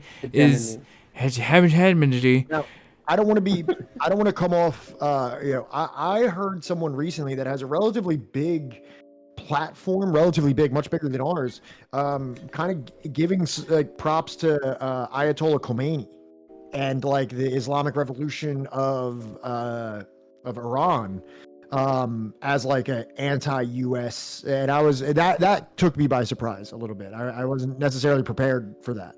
Because again, it really depends which one you're talking to. None of them agree on fucking anything. I thought this person was like I thought this person was like kind of like as tanky as it gets. Like I think they may have interviewed Grover Fur and things like that. Jesus. All right. So like, here's the thing about like, you know, when it comes to like tankies, or when it comes to like, you know, fucking Marxism, Leninism in general, like, we'll use Iran as an example because this is a great example, right? The only reason that like Ayatollah Khomeini, right, is even in power is because of Western imperialism, or, you know, whatever the fuck word you want to use, right? The point is that the only reason they're there is because of the West, right? Do we think that Ayatollah Khomeini is good for like the majority of people in Iran? That's up for the people of Iran to decide, right? And that, like, you know, is every, you know, repression that they do upon their people valid? No, right? But like, is it socialist or is it communist in any way? No, not really. Not at all. If anything, they're repressive against communists. They're repressive against socialists. So it's like, not great. But in terms of like, should we support like, you know, Western intervention in overthrowing this foreign state? No, absolutely not. At any point should you be on the same side as NATO for fucking anything. What are you talking about, Johnny? But they are liberating Ukraine right now. This is far less nuanced than anything that you just said. This was a kind of like outright exaltation of Ayatollah Khomeini. I'm trying. I honestly can't even find. Son the of name. a bitch. I can't. Johnny dialectically, ardent supporter of Ayatollah Khomeini. I am sus of any unnuanced views, except when it comes to Stalin. If you don't uncritically love Stalin, I don't know what you're doing with your life. Thank you. Don't hate me. I mean, like, haha, funny, you know, funny, haha, about, like, you know, the uncritical support for Stalin, but it's just, like, that should be, like, the thing with everything. We should be, like, scathingly critical of all of this. Isn't that what Marx said? Yes. And we should even be scathingly critical of Marx, right? But that shouldn't invalidate, you know, all of, like, the great things that they do either. Oh yeah, but like more than critical, I was thinking about like nuance, because like Pat said that this person was like just supporting this person, and it's like if there is no like nuance, context, or reasoning, right? I feel like, what are you even saying? Like, you know, I found the person that I was trying to say. Is anyone familiar with Ramiro Sebastian Fuentes? Who? Oh, I know him. Oh, he has a video called Ayatollah Khomeini's Revolutionary Worldview, and that's where I kind of was like, oh, that's kind of weird. And to be honest, I haven't read much about Iran, but send me the link. Let me pull up this fucking joker. Someone suggested him to me. You want the video, or do you want? And I was going to look into Just him the video, because he was giving me like interesting vibe. I just sent it to you, Johnny. I know we're going way off topic here, but we have a short one today, so we're having fun. Yeah, that's kind of. It seemed like there was some cool stuff that I had this guy. Yeah, yeah. Go to his channel. Yes.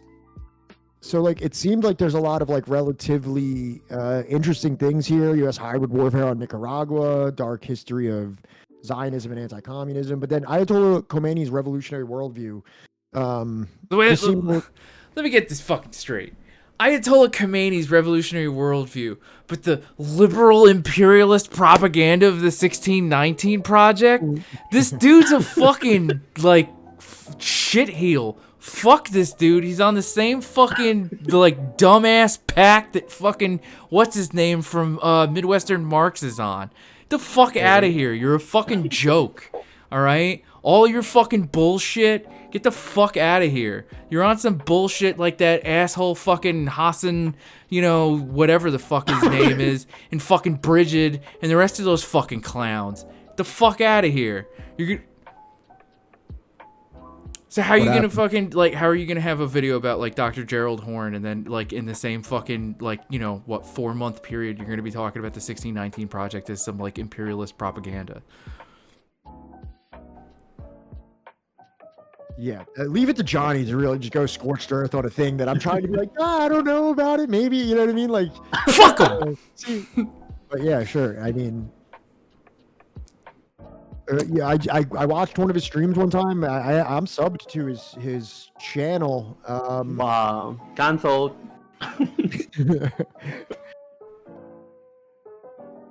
Critical support for Johnny. Critical support for Johnny. Trotsky versus Stalin, who is more based?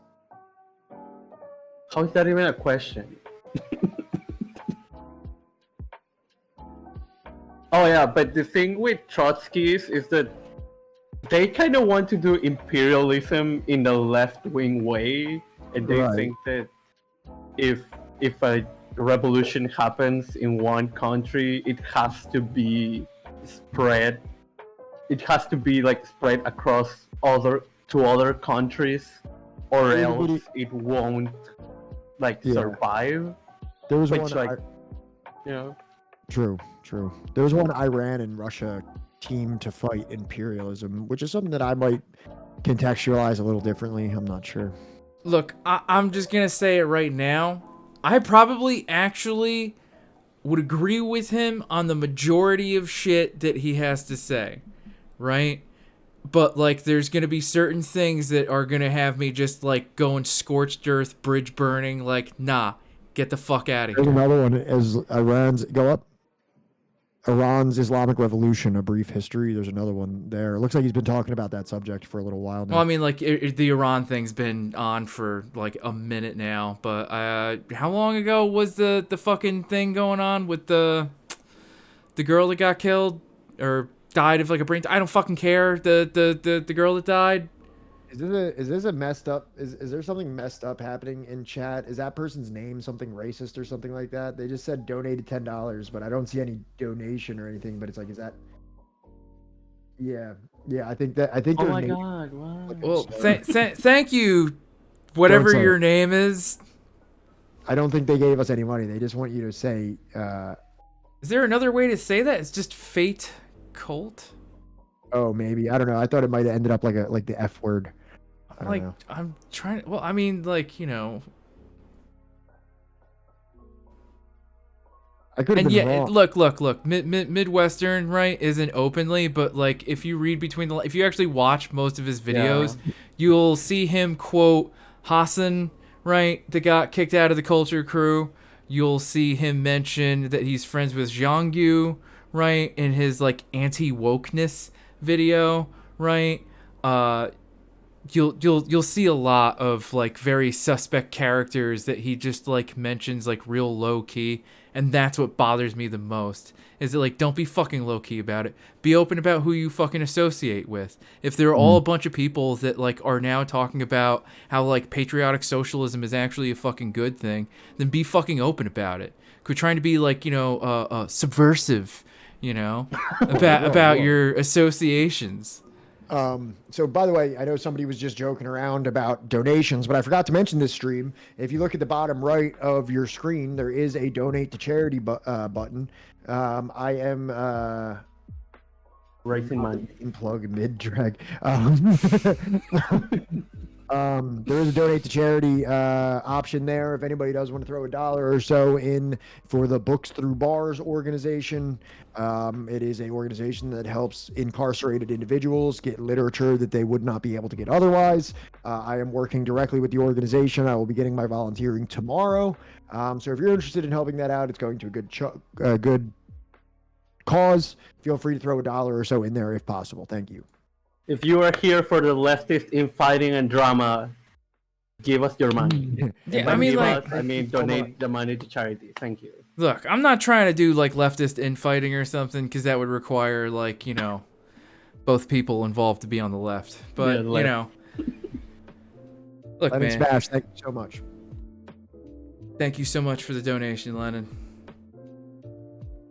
I don't see the link on mobile. I want to make a command for it should be just like isn't there like a donate button on the mobile, right? So like wherever you would normally hit like subscribe on mobile, it should just take you straight to the donation.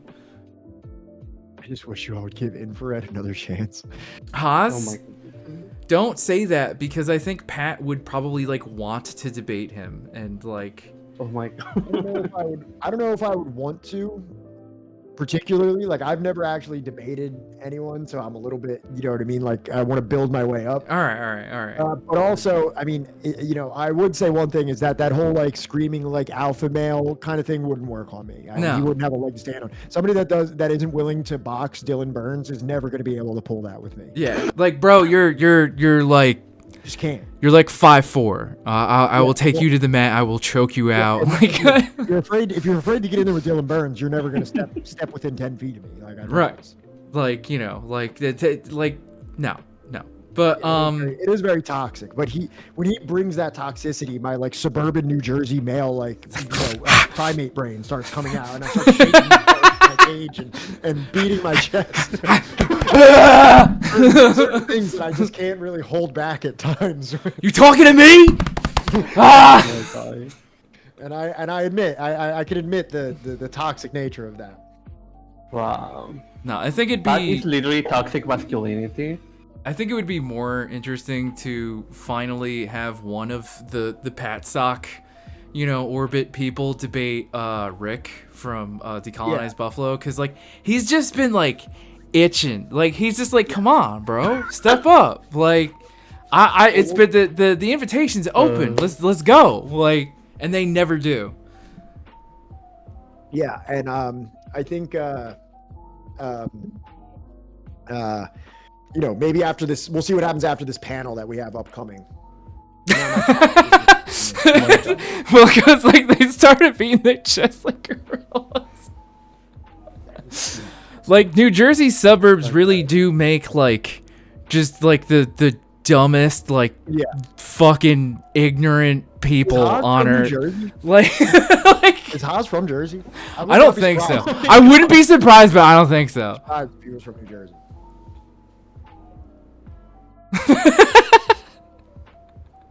Well, it was just like, no, I'm out. I'm done with this. That is the intelligent reaction to the things. Yeah, I should not be associated with these absolute fucking idiots. You're the one that brought it up. Actually, I did. Rinko's the one that injected infrared into this conversation. We weren't even talking. True. Wait, Hassan was there at uni? Oh, you mean Hassanabi? Yeah, no. Hassan was born and raised in New Jersey. He likes to fucking act like he only went to college out here. Hassan Piker was born and raised in New Jersey. I don't think he was raised. Oh, I didn't know that. Yeah, no. He like went back there, I think, like from the time that he was like a little kid, and then spent the rest of his time in Turkey until he was like 16. So whatever American sentiments can be found, whatever Americanized version of Hassan, it is that of New Jersey. That is it. I know my friends of that age group, which is the same age group that I'm in, that is a very New Jersey individual. New Brunswick. What? What it says raised in Istanbul. That's what I said. That I said I don't know about raised. He was born in New Jersey. When by raised, what age did he go back to Istanbul? I don't care, dude. I'm not that deep on fucking Hassan's fucking life journey. I am. I just want him to be my sugar daddy. Well, you heard it here, folks. Send out the messages, dude. Can you Look, I'm very public about this. I'm in an active campaign to become Hassan's partner and fix him. You know, so make it happen, people. All right, so here's a little bit more information here. Tactics of Latins, bulk guerrillas. Guerrillas employing national liberation tactics have been disproved in Latin American practice, said a high United States military official who works with Latin American counterinsurgency programs. United States military advisors think it likely that communist groups in Latin America will continue to use guerrilla operations. There is particular concern about the guerrilla movement in Guatemala, where communist insurgents have rejected an offer of a political amnesty from the new president, Mario Mendez Montenegro, and operate largely unharassed. The elite Peruvian Ranger Battalion, which has been training since 1961 in the rigors of anti-guerrilla combat, was called in. The Rangers tracked down the fleeing guerrillas. Peruvian security forces lost 30 men in action, but the military has kept secret how many guerrillas were killed. Both guerrilla leaders and most of their men are reported dead, and there were only a handful of prisoners. The Peruvian, Venezuelan, and Colombian military has been supplied with a few personnel carrying helicopters, United States military assistance programs, about 5 for each country. Mobility, communications, good field intelligence, and specially trained combat units are keys to effective anti-guerrilla work from current experience. Good intelligence is one objective of military civic action programs that put the armed forces into contact with isolated rural communities through economic and social improvement projects, but on a national scale, this remains overwhelmingly a job for the civil administration. Sidearms and shoe leather are not enough to make conscript forces a match for guerrillas that often have years of experience and knowledge of their terrain and like support. That's the thing that they're not saying, said a United States military advisor.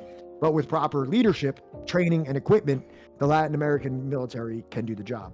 So this is just some proof here of American aid advisors and things like that being involved in not only Peru, but several Latin American countries for the purpose of anti-guerrilla activity. Guerrilla. With a white man in charge, we'll take them over in no time. I want to debate the cat, please. Oh my god. I do think it's interesting because, like, I feel like to this day, the influence, if not overt and direct aid from U.S. military is still present within military operations. Because, like, for example, currently,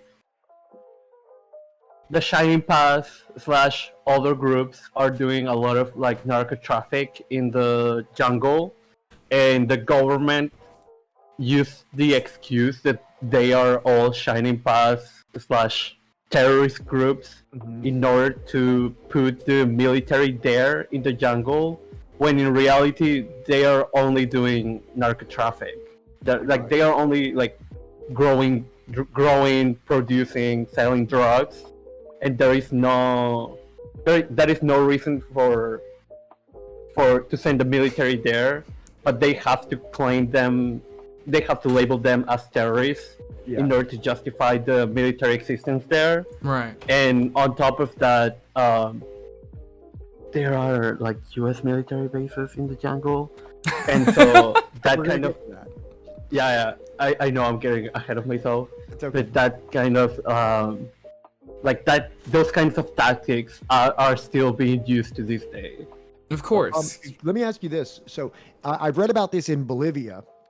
Is this same dynamic true in Peru, where there's this like U.S. kind of like hegemonic view of like narco trafficking, which is extremely chauvinistic in terms of like the indigenous culture and the historical use of coca that is not necessarily so like in Bolivia, there's this issue where like all coca production is being branded as narco related, and it's like very chauvinistically like compartmentalizing coca production into this like it's a violation of this international drug order and things like that. And there's like a fight within Bolivia to like get the United States hands off of their coca production, because it's something that they've used for generations, since the history of their civilization, that they've been doing this. Does the same dynamic exist in Peru?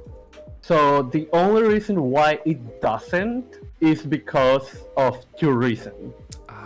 Because it's highly used in like when you went to Cusco, you literally ate coca leaves for the altitude sickness. Yeah, well, not only that, when we landed, so when you get off a plane, there's that like tube that gets you off the plane. At the end of that tube, it said "Welcome to Cusco," and there was a bowl of coca leaf. It was the very first thing that I experienced stepping off the plane in Cusco was a bowl of coca. Yeah, so that is literally the only reason why it doesn't have the same stigma. It's not like vilified in its entirety.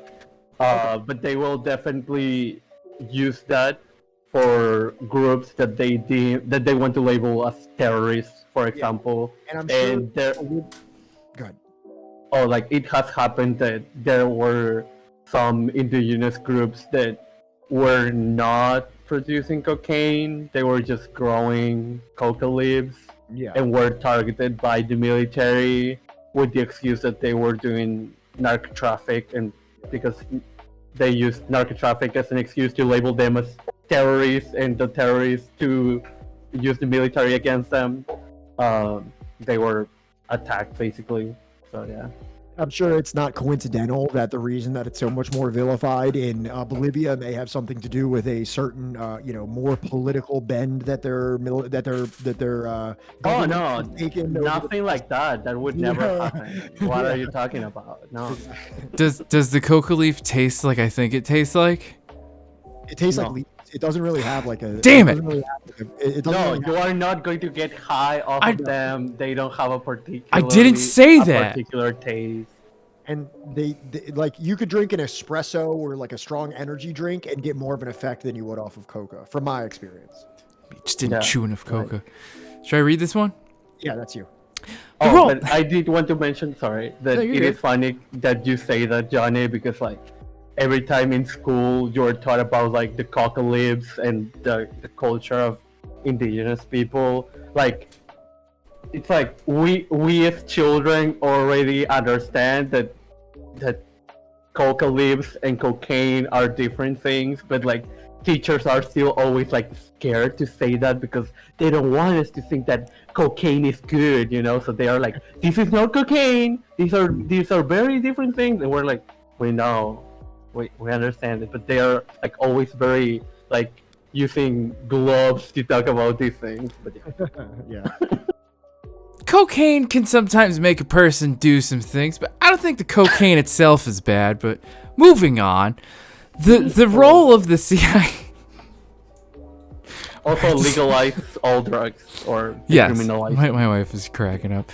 The role of the CIA in this definitive military mop-up has been concisely depicted by the former high official of the agency, Victor Marchetti. Green Berets participated in what was the CIA's single large-scale Latin American intervention of the post-Bay of Pigs era. This occurred in the mid-1960s when the agency secretly came to the aid of the Peruvian government, then plagued by guerrilla troubles with its remote eastern regions. Unable to cope adequately with the insurgent movement, Lima had turned to the U.S. government for aid, which was immediately and covertly forthcoming. How can you be covertly forthcoming? There are two things that I want to mention. Is they say the intervention post Bay of Pigs era, right? When the Bay of Pigs was a year ago. Yeah, of these literally, what are you talking about? It's what's interesting about this particular era in Peruvian politics is that because this book doesn't mention the exact year, right? I don't know which president they are talking about. And on top of that, in this period, there were 4 presidents. Yeah, I told you I was looking up the presidents of this, and I couldn't even nail it down to one because every single one took power in a coup and lost power in a coup over a period of like 6 years. So do you think that, like, you know, when William Blum was, you know, fucking researching for this, he's like, I don't know. I'm just not going to list it. There's too, I have so many other things I got to fucking write about. And that's the thing about Killing Hope that I've noticed has made it a little bit difficult for this platform. I thought it would be a lot easier, but sometimes there's very, very obscure situations that have so little. Dude, the one was literally like lynch pinned on a single book that has zero peer review. Like. That was a problem for me. So, you know, and I pointed that out, but we still had a pretty good discussion about it. We're still having a fun time. I did also want to mention that I was going through basically the international policies of each of the 4 presidents that were during this period. And so, funnily enough, during this period, there was an military oligarchy thing going on. It's the classic cross-hitch or cross-hatch pattern. And in the military period, the military period lasted 2 years, 62 and 63, and both of and there were 2 military presidents, to put it like that.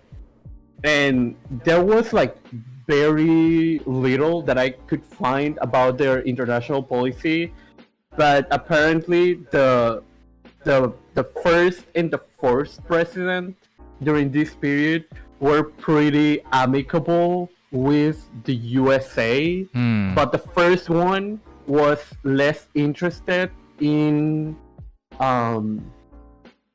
basically making the left mad. Okay. However, the movements that this book is talking about were still mad at the president, or were still doing the movements.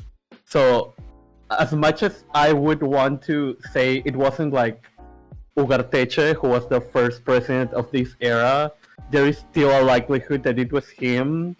But I am still more leaning towards they are talking about Belaúnde Terry, which is the last one in this era, which was the more liberal, reformist type of person that had like very close relationships with the US. But even then, on top of that, there is the context that the US had already been for a long time in the US, so it's not like one of these presidents was like doing anything new. They were just continuing already existing relationships with the CIA, with the USA, etc. So the agency financed the construction of what one experienced observer described as a miniature Fort Bragg in the troubled Peruvian jungle region, complete with mess halls, classrooms, barracks, administrative buildings, parachute jump towers, amphibious landing facilities, and all the other accoutrements of paramilitary operations. Helicopters were furnished under cover of official military aid programs, and the CIA flew in arms and other combat equipment. Training was provided by the agency's Special Operations Division personnel and by Green Beret instructors on loan from the Army. So now we can see that this is expanding quite considerably, the United States setting up like pretty much military bases, as Sebs referred to earlier, a Fort Bragg of sorts in the Peruvian jungle, and that's all in addition to personnel, intelligence, and material for quashing. Is that the word? Squashing? Quashing. Quashing.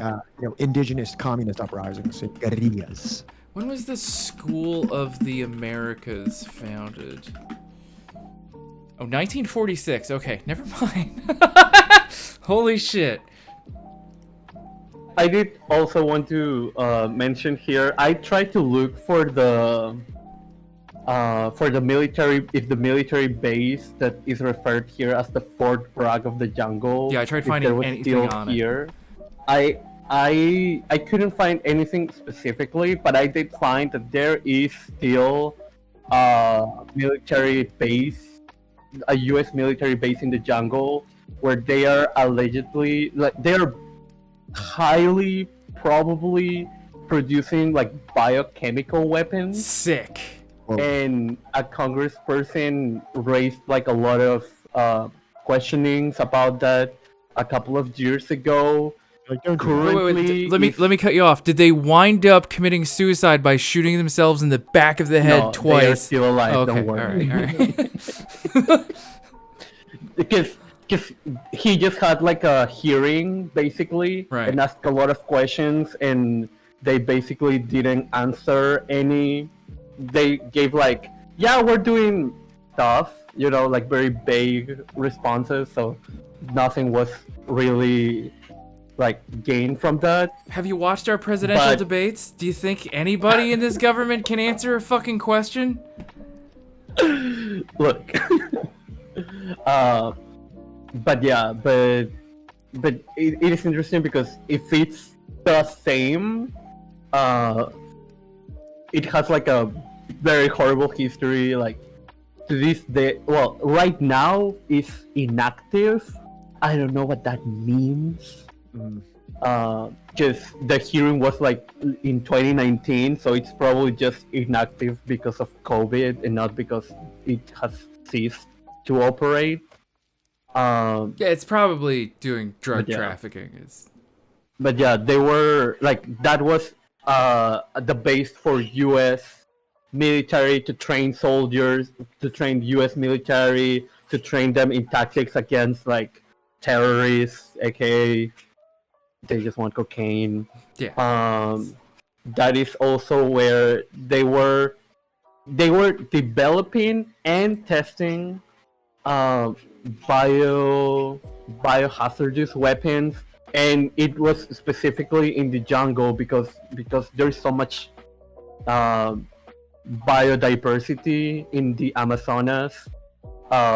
They can get a lot of like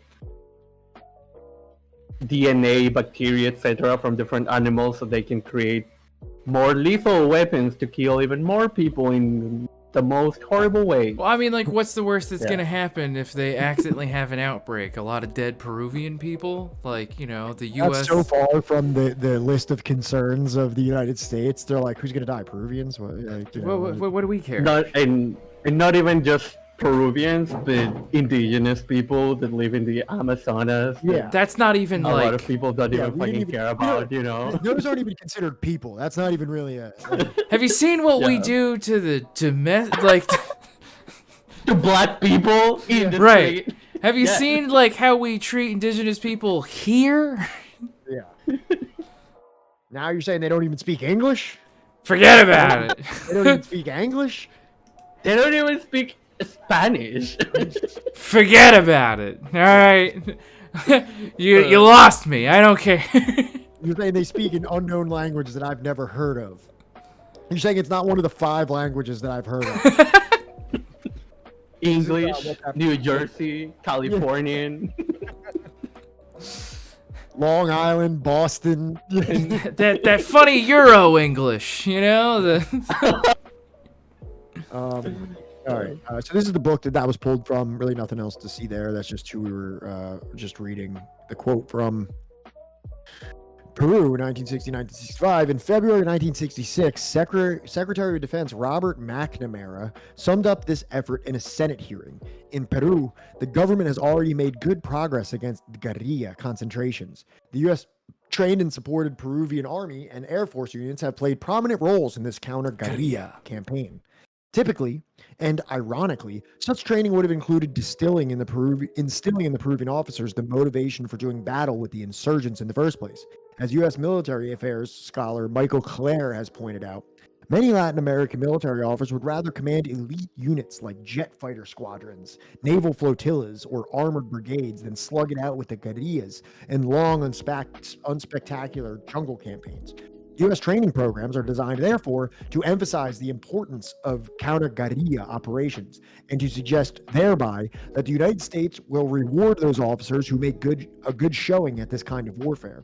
So this is interesting. So everything's progressing. Secretary of Defense is pretty much stating straight up at this point that the Peruvian army is trained and supported by the United States, and then saying that like even like the army aren't even necessarily like, do we have to go fight the guerrillas? Like that doesn't even sound like that cool. Like I'd prefer like not look, kid, you don't need a tank, all right?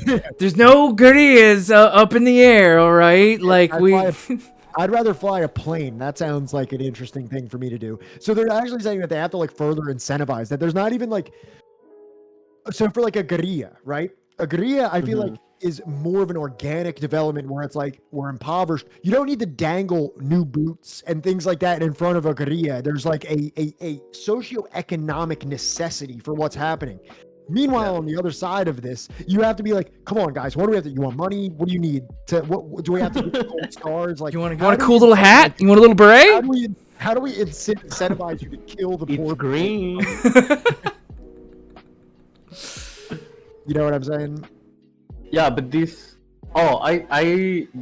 part called my attention because I have a friend whose father is in the military. Yeah. And he once had to do like a narco traffic operation, and it reminded me of how the father was complaining about how like as much as it was like ooh cool spy stuff, for him it was kind of boring because he wasn't like in war. Yeah, you know? I mean, like what's he doing? Just like marching around the jungle for like, you know, a week? Yeah, they might just have him standing outside of the Capitol building with a gun. Like when I was in, like, you know, they don't do this in the United States as much, but when you walk around downtown Lima, there's like just like a bunch of military guys with guns everywhere. Right? When did you come? 2017.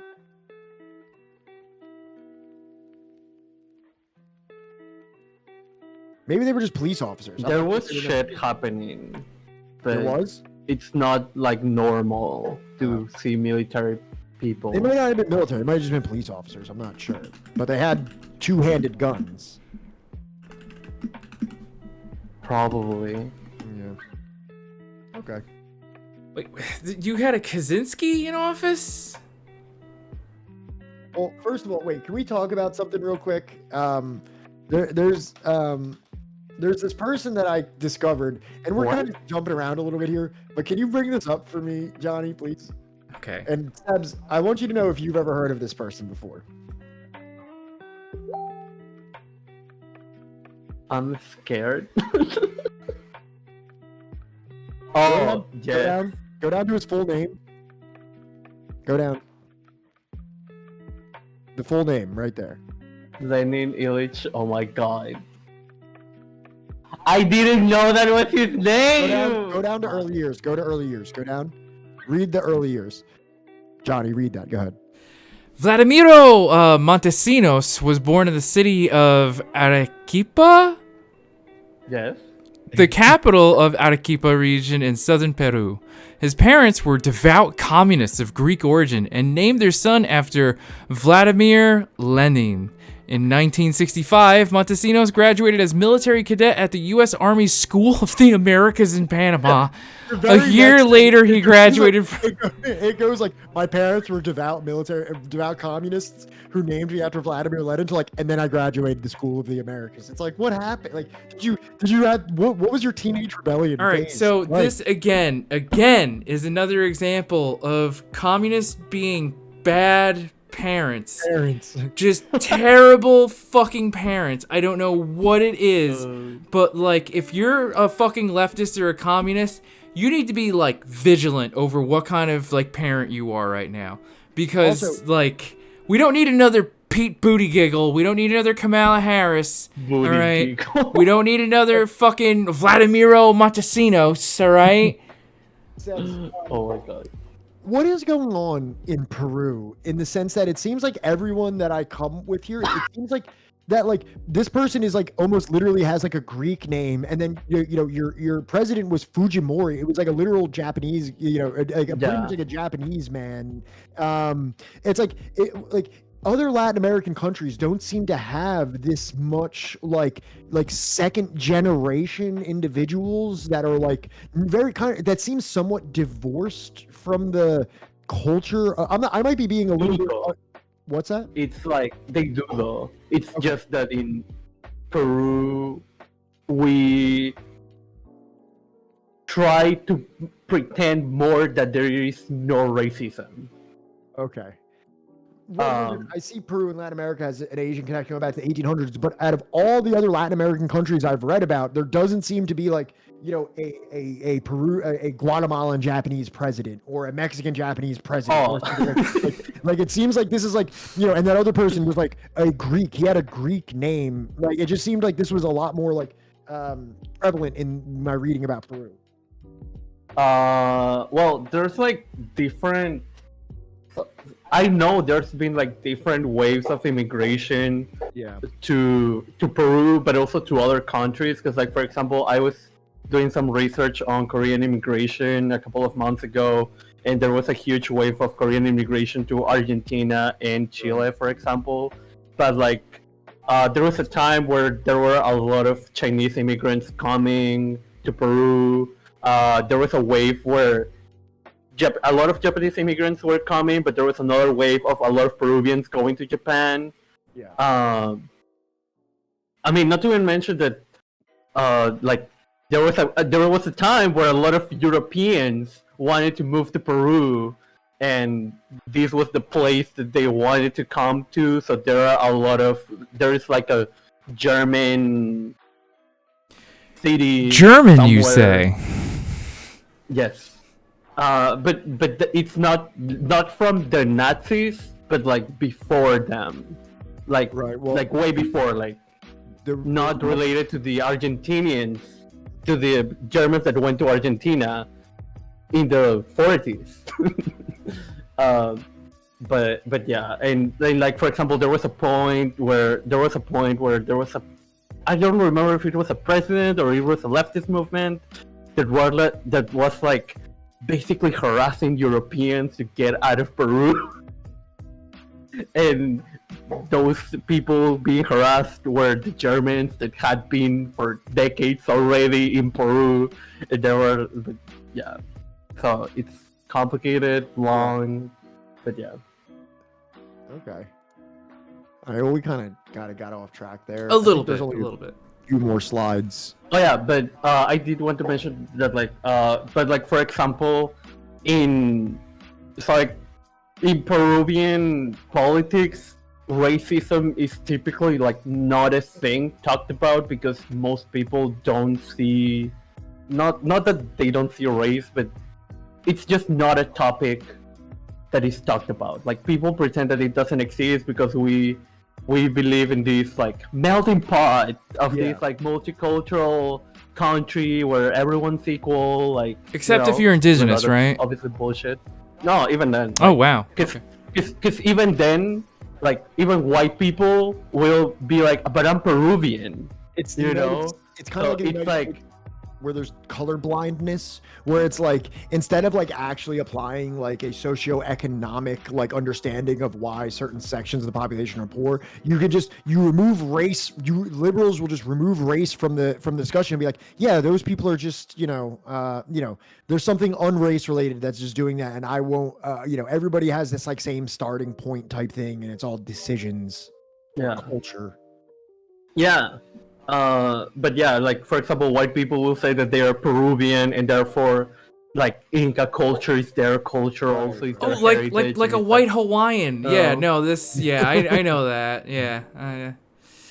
But like for example, in contrast to that, in Argentina, you have like mainstream politicians who will say there are no indigenous people in Argentina. Right. Wow. There are no black people in Argentina. Like they will say like overtly white supremacist shit. Yeah. And Argentina leans way harder into like A, the eradication of that culture, and B, into being like Argentina even speaks in a language or in a version of Spanish that is more like traditional Spanish, right? Argentina kind of like more European which influence. They think they're better than you, and everyone knows they are not. Which South American country is the one that speaks Spanish like almost with zero accent? Like it sounds like a white person speaking Spanish. I wouldn't Oh, okay. It's confusing because one thing is no accent and another thing is white person. Like it sounds like the accent is that it sounds like a white person saying like, "Pero se porcano, chico claro que estoy rico." Me like that. Like they have no no. I would be like either in between Mexico just because of the U.S. influence, or Colombia, but not because they are talking like a gringo, but because they are like the way we describe Colombian accent is like they are singing. So maybe their vowels will sound weird. Gotcha. Maybe you're talking about Chilean I think it's Spanish. I think it's Chilean Spanish. Yeah, I think it's Chilean Spanish. So yeah, that's probably that. But also, all Latin America hates Chile, so we don't count them as talking Spanish at all. They are speaking their own language. So yeah. Tracks. Okay. Oh yeah, but like going back to politics, like for example, not only in Argentina, but like in some parts of Chile, you will have politicians that literally do not recognize at all the indigenous struggles happening at the south of Chile, whereas in Peru, you at least have them pretend that they care about indigenous people, you know? Right. Like even Keiko, even though she literally didn't want to disavow the fact that his father fucking genocided tens of thousands of indigenous people in what's the process called when you get the surgery to stop having kids? Oh, a hysterectomy. Yeah, and forced hysterectomies into indigenous women. Like she didn't deny that, but she will still talk about the importance of indigenous people in the peasant class, you know? So, right. Yeah. All right, this is just a snippet of the actual Department of Defense document where it did state unambiguously that the U.S. trained and supported the Peruvian army in its anti-guerrilla campaigns. You can move forward from that. The extent to which American military personnel engaged directly in combat is not known. They did, however, set up their headquarters in the center of an area of heavy fighting in the village of Mazanari. And in September 1965, the New York Times reported that when the Peruvian army opened a major drive against the guerrillas, at least one United States Army counterinsurgency expert was said to have helped plan and direct the attack. In the urban areas, a concurrent roundup of guerrilla supporters were carried out, based materially on CIA intelligence. The list of subversives regularly compiled by agency stations throughout the world for just such occasions. The CIA is usually in much better position to collect this information than the host government due to its superior experience in the field, funds available for hiring informants, technical equipment for eavesdropping, and greater motivation. It's so funny that when I thought up the name Subversive History, I had no idea how often that I would like every book that I read, every section of every book, there's always, we could read about Martin Luther King, we can read about guerrillas in Peru, it's always subversive. It's always in there. Like, I was reading an interview with like a political analyst about the military base that is like doing biochemical experiments, and they literally talked about like how the U.S.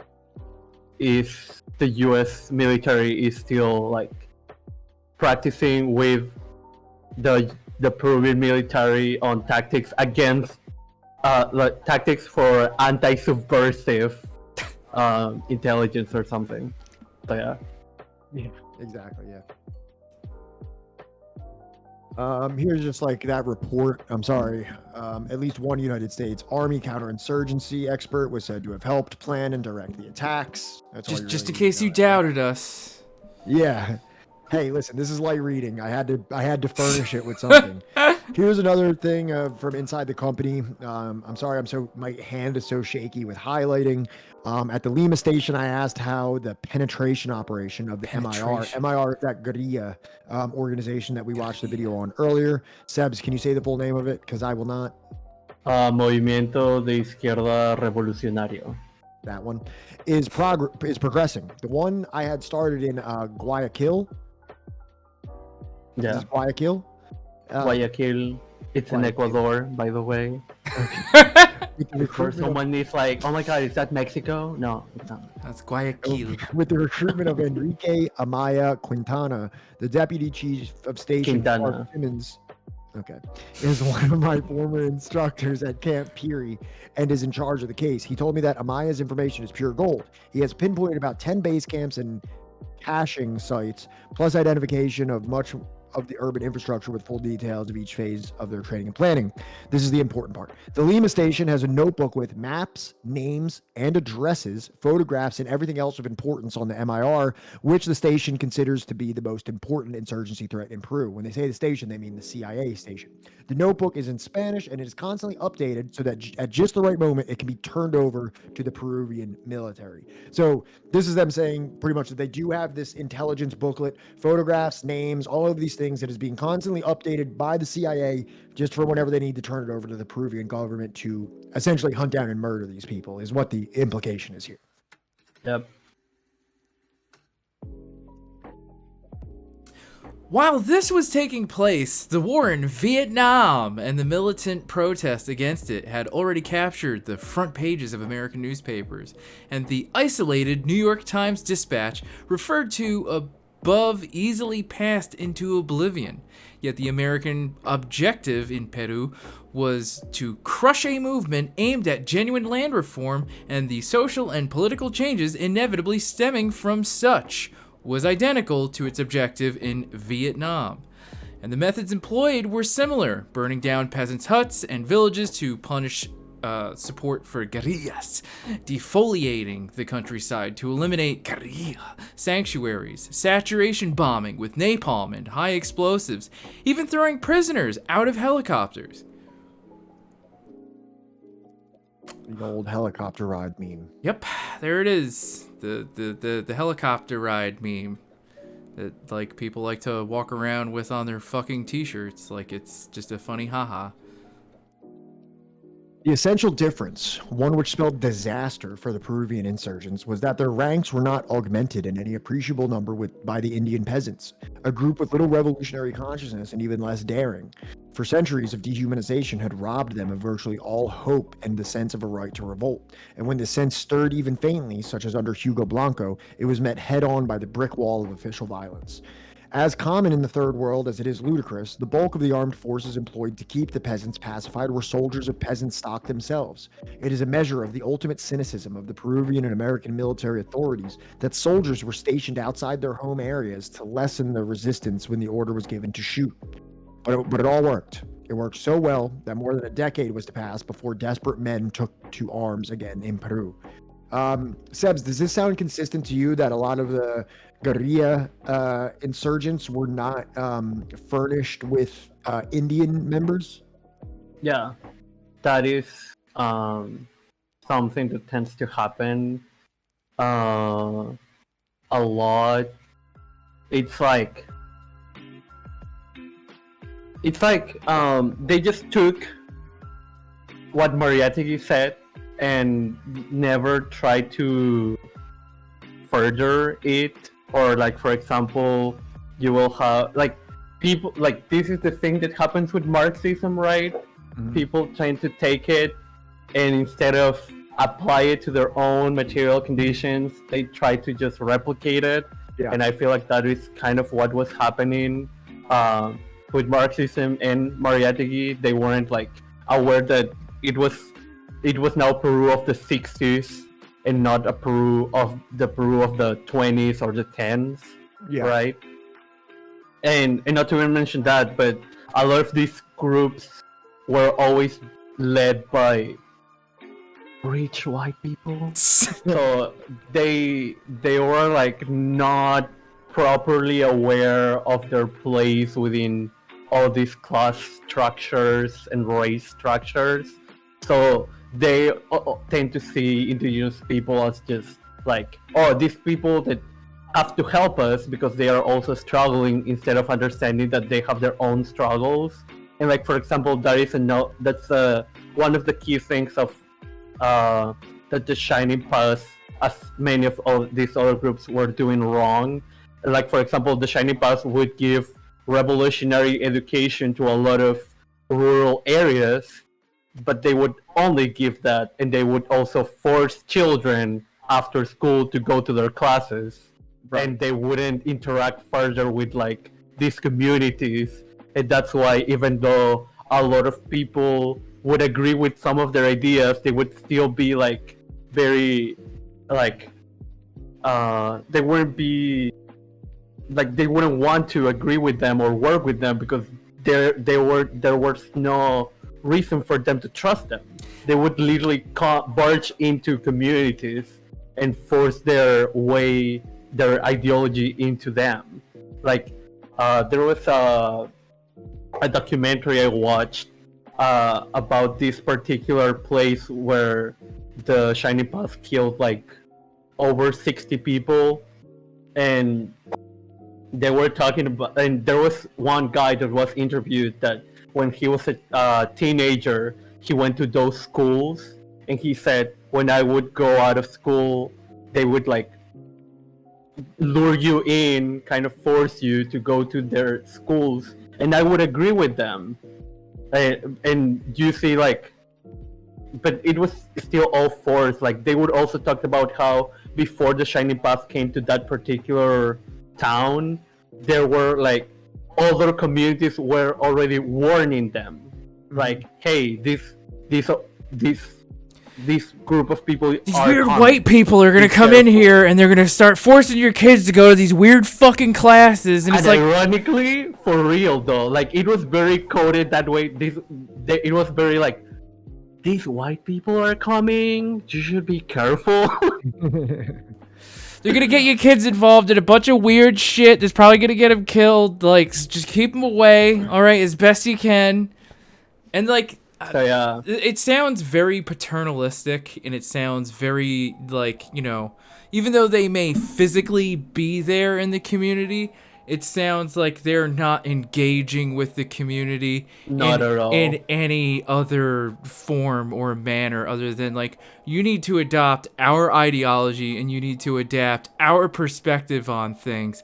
Yeah. Fuck whatever you think or whatever you think, you know. Yeah, and the thing is, like for example, these were communities that they were primed for like a leftist ideology, for a revolution, because like there was literally no state power in these areas. Right. Like, the state wasn't present at all. Right. So when they were saying, oh, the government is horrible, we should overthrow it, like, they were like, oh yeah, this makes sense, because like the government is not helping this community that I live in. Right. But at the same time, they would like also harass the community. Right. So it's like can I tell you, very stressful. Can I tell you a memory I have that will always stand out with me? Right. I was in the DSA, the Democratic Socialists of America, and I remember we did like a protest sort of thing. I can't even fucking remember for what. 2017 was a wild year. And we were marching down the streets of Newark, New Jersey, right? And, with our banners and signs and whatnot, right? In a community that, like, we are not from. Like, there was nobody there that was, like, from Newark. Like, I wasn't born and raised in Newark. I went to Newark a lot. I knew Newark a lot. But I'm not from Newark. Right. Want drugs in Newark? Yeah, right, exactly. Like, I've been high as shit in Newark, but like, I love Top's Diner and, a lot of other like food places, but fucking, I'm sorry. I'm not going to try and claim that like, I am of, Newark, right? I guess maybe what's his name was right. Maybe I am an outsider, but whatever. My point is that I never felt more weird doing that because it's like a bunch of people like just looking at like, you know, a bunch of white people holding signs about like socialism and stuff, and it just felt wrong and weird. Are you talking about Newark? Newark, New Jersey, yeah. And you're just calling it Nork? Not New York. Nork. No. Newark. No, Nork. I'm from here, and it's pronounced Nork. Got it. I just didn't know. I literally looked up, what the fuck is Nork? Nork. N-O-R-K. And then it gave me N-E-W-A-R-K. Yeah, Nork. Got it. It's because that's the way it's pronounced. You will always know if so. Look, I didn't know, but now I know. Thank you. Nork. I was just checking. Fucking. I say Newark. Nork. Oh, okay. Newark. Thank you. Nork. All right. And then there's one in Delaware that they say Newark. They and call it Newark, it's the funniest shit because sometimes people will take the wrong fucking bus. It's actually Newark. No, it's Nork. Sometimes people will take the wrong bus and wind up in Newark, Delaware. It's actually derived from Newark. Get the fuck out. Are you serious? No, I'm not serious at all. Oh my god, I hate you. Damn it. All right, my point is, right, I never felt more awkward, and I feel like, you know, after that moment, I was like, no. I should not be leading the charge or the push for, you know, anybody to be thinking anything in, like, you know, these spaces. Like, this should come from the community. Yeah, alternative to that, which was pretty cool, is in 2020 when the Black Lives Matter thing was beginning. I was in Gainesville, Florida, which is like a college town around UF. Ute. And what? Baldwin saying, "I bet you say Utes." Who the fuck says Utes? Where? It's Utes. Joe Pesci says Utes. Fuck Joe Pesci. When I was down there was a Black Lives Matter march, and it went right by my house. And I lived outside of the student housing because A, I couldn't afford it, and B, I wasn't in UF. I actually lived in the more like, you know, the blacker section of Gainesville. So we marched through there it was mostly students, like mostly white people, but like the part of that was like real inspiring to me is that as we were walking down these streets, there was like older people coming out of their houses and like raising their fist up and stuff like that. Like there was like women holding kids like in the yards, like look, and like showing it to everybody and waving. And I was like from that point on, I was like, I absolutely believe in this movement. Like, you know what I mean? Because there's so much controversy. If you're just online, you hear like all the things of like people like, oh, this, all that. And like when I walked down the streets and I saw how people like that were like regular people in houses, older people with kids were like coming out and being like, fuck yeah. I was like, oh, this is pretty cool.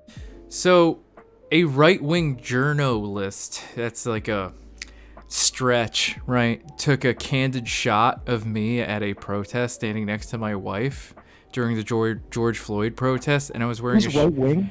I don't know what the fuck he is. He's some kind of like weirdo, but like I was wearing a shirt that said "Read Marx, Read Lenin," right? And then I see this black girl with a sign with a Carmichael Stokely, you know, Kwame Ture quote on it. I was like, "Yo, your sign's fucking sick." And she's like, "Thanks." I was like, "Your shirt too," and I'm like, "Thank you." So this dude took that candid shot and then took that story and twisted it into how I was berating this like young black girl about how she should read Marx and Lenin, and a bunch of people said a bunch of very mean things about me and my wife because like it's hot. Like I'm just like I'm in like, you know, lizard man mode where like I'm just like hunched, my guts hanging out, and it's just like the worst fucking picture ever of me. And yeah, I like was terrified for like a month. Like, am I gonna get doxxed or some shit, and people are gonna actually like believe this stupid fucking story? But I'm less worried about it now. I think there's. I think that blew over. Yeah, I think I've said a lot worse things that like you can actually. Not as worse as the things Grum says. Yeah. Oh, and a lot of people made a lot of assumptions about me being Jewish for some reason. Yeah, that sounds in line with the people who would be criticizing that and making a spectacle out of that. So yeah, I would say that we did an excellent job, but you know, ultimately it's up to Sebs really. You know, do you think that like, you know, we gave this topic enough what's the word? context, for people to enjoy. As much as you tried. All right, we tried. All right, like, not gonna lie. Yeah, cause like even I was looking for like the book is really fucking vague on this topic. It's like even I was looking for like trying to triangulate places, and like for example, the only place that is mentioned here is I think in Ayacucho, right? And like the jungle it's literally half of Peru. Yeah. So like when they say, "Oh, the U.S. military in the jungle," I'm like, where? Literally where? Which part? So yeah. But other than that, yes, I wish he could have at least say the years, so I could like pinpoint the presidents he was talking about. I mean, hopefully when we get to the next chapter on Peru, because I think there's another chapter on Peru, right? There's not, because I was going to combine them. I was going to combine them if possible, because I was like, since this one's so short, we could have just connected it, but no. All right. Well, then so I will say if there's an Argentina chapter, I am down for that. I have like a lot of Argentinian history knowledge because South America had a lot of Argentinian television, so I have a lot of influence for that. The Argentina chapter as well.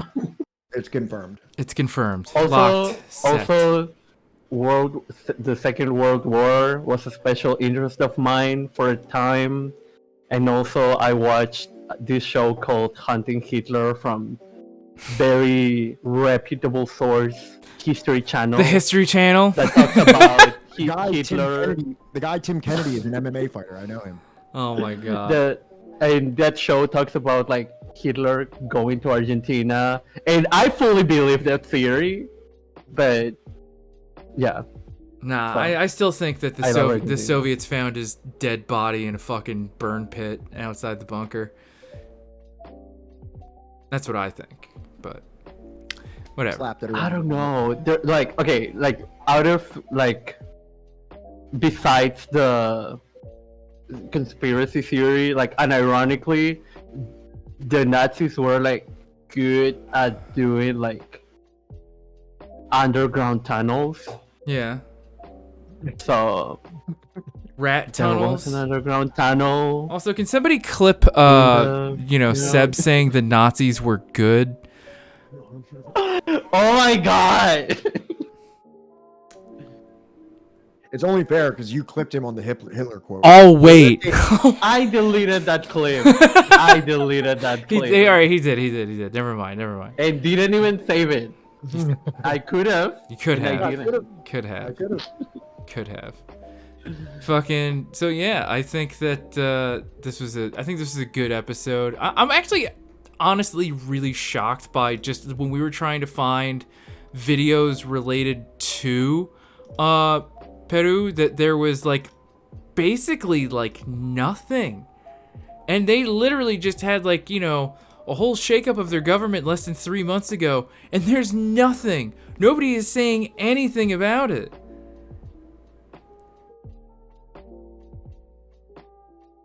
Really? I thought there were. I found like what that French fucking video. There's Democracy Now.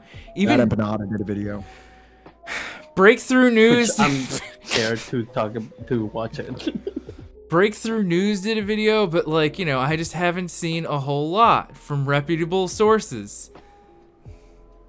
There's this guy who has been going to a couple of places, a couple of channels. I forgot. Oh, Didier Ortiz, who has been going to like different channels talking about the issue with Castillo and the coup. But I guess that is also me just being very into the very small anti-imperialist leftist bubble. Aren't we all? But yeah, I don't know. True. Like it is wild that sometimes that I realize, oh yeah, normies who don't care about all this stuff and don't know any of this stuff are the majority of people. Oh yeah. No one actually gives a shit about any of this stuff that, like, you know, has like a real life, you know, outside of the internet. Only terminally online people. Yeah. Terminally online communists. Like, wait, you're not subscribed to Breakthrough News? You don't know Rania? Who the fuck is that? Yeah, and like just even knowing the name Castillo as a president of Peru, I think would be pretty rare in the United States. I don't think many people, if you weren't on the left, would even really know much about that.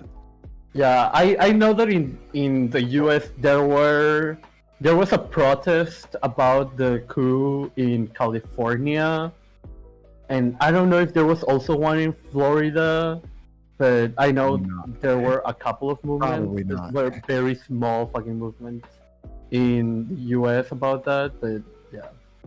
I mean, give it a couple months. They won't give a shit about Brazil either. But, what the fuck is it? So yeah, I think. Did they ever give a shit about Brazil? I mean, you know, just go back a couple of years, you know, when Lula was president the last time, and see what kind of coverage he was getting. Oh, fair. What the fuck is it? What was I gonna say? So yeah, I think that's it for today.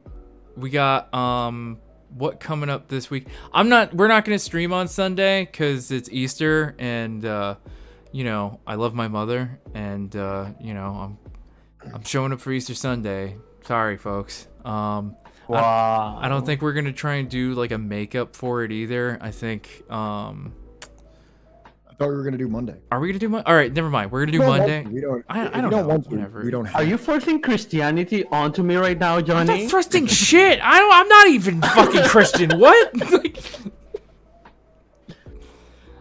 Easter Sunday? Yeah, I love my ma. She wants me to show up on Easter Sunday, so I'm gonna do that. Thank you, David. So you know, we're gonna. What do we got? So what about? Did we tell everybody about the work stoppage pod? Oh yeah, that's already out. If you guys haven't seen, they put it out the very same night. Yeah, if you guys haven't seen, we got an episode on the work stoppage podcast. I think what is the term I used? Stoppage. Yeah, but was there ever a link to it? What do you mean? There was never a link to it. David posted a screenshot. A screenshot of what? Of the podcast. I don't know. Whatever podcast app you use, just type in work stoppage. It'll come up. Looking for it? Oh my god. What do you use to listen to podcasts, Sebs? I don't know. Just give me a link. No, what do you use? What do you use? Libsyn? Spotify? Like everyone else. Like, exactly. Like everyone else on Earth, you pay like whatever amount it is, like $11 or something to Spotify a month. Podcasts on Spotify are free. Are they really? I just thought like you had to like. Yeah. Is it so? What are you talking about? All right, whatever. Fucking. Wow. I hate you guys so much. You're talking Spotify for nothing. Yeah, you should. Spotify is evil. True law. As a Swiftie, I agree. So yeah, just like use whatever you use to listen to podcasts, and yeah, see, I've never even heard of AntennaPod. I'm not gonna tell Red Wizard, oh, you gotta use Spotify to, like, you know, listen to it. AntennaPod. I've never even heard of that. The work stoppage podcast link that David just dropped. We link their website that you could probably listen to it right. Where? Right there, Nightbot. Really? Right underneath where I said exclamation point stoppage. It's right there. Yeah, but the night it dropped, where was the link on Discord? Oh, so you're saying because I didn't post it in Discord because I literally wasn't in front of my computer and nobody told me that, like, nobody even sent me a message on Discord being like, hey, it's live. It's just like, oh, all right, it's live. David literally posted it. Okay, thank you, David. David posted the screenshot that day. I don't Whatever. know. Okay. I don't know. I'm not keeping track of any of this. I don't even know what we're fighting This is leftist infighting right now. If you want to listen to us, like, you know, banter about, like, you know, union and work stoppage related news, right? Click the link. Go on workstoppagepod.com. I'm sure you can navigate your way around and find the episode. And, yeah, on the 21st, I think it is, we're going to have the panel, right, with Rick and Derek from Decolonized Buffalo. And we're also going to have Red Falcon on there as well. And Fanon. Thank you, Bika. Thank you. And what else do we also have? Oh yeah, this Friday we have Grom and Azure Grom and Scapegoat. Azure Scapegoat. Yeah. Thank you, Sebs. So we got Thank that. you, David. Not enough people have been tweeting at Cena or like, you know, East is a podcast. Oh my god. I was about to ask about that. Still Don't do that. Do it. Because then people will actually do it. Do it. And don't she be will weird block about you. it. Don't be weird about it, okay? There is no way not to be There's weird no way- about it, though. Fuck. All right, I need to message him on Twitter again. I need better means of contacting this man. Cause like I'm sure like one of his last messages was, I don't have good internet where I'm at right now, so I'm sure he's like probably on vacation or something with his kids or some shit. But yeah, we'll figure that out soon. Hopefully it might still be this coming Wednesday. I can't promise anything. So there's that. And yeah, we're going to be going over Iran with Cena from the East is a Podcast. And on the 21st, we'll have the panel on Would Lenin and Stalin support decolonization? And then, yeah, this Friday we got Grom and Azure Scapegoat talking about why, you know, social democracy sucks. Thank you, Tiniest Boop. Thank you, Boop. Thank you, Boop. Yeah. Boopity boop boop. Fucking all right. I think that's it. Is there anything else that I'm missing, Pat? Is Pat still Donate to Books Through Bars. Is Pat frozen? I think so. Son of a bitch. Oh yeah. He All is. right. Well, fucking until Pat figures out what's going on with his internet, hit the donate button if you can. You know, if you got $1 to give, please do. It's for a good cause. You know, it's going to help people that are incarcerated, you know, get books. We can't promise what kind of books, but one can only hope that at least one of them will be subversive in nature. Like Killing Hope or, you know, Malcolm X's autobiography or, you know, talking about books and how they should donate to Books Through Bars. Oh, yeah. Thank you. Yeah. Books Through Bars, please. Everything Johnny was saying, please. Whatever he was saying, yes. Thank you, Tiniest Boop. Oh, Tiniest Boop, thank you so much. Yeah, so we'll be doing this until April. And louder. Do I need to be like louder thanking Boop? No, or? I think because no, I think Pat's mic is low. Oh, okay. Hey, okay, hey, I'm back.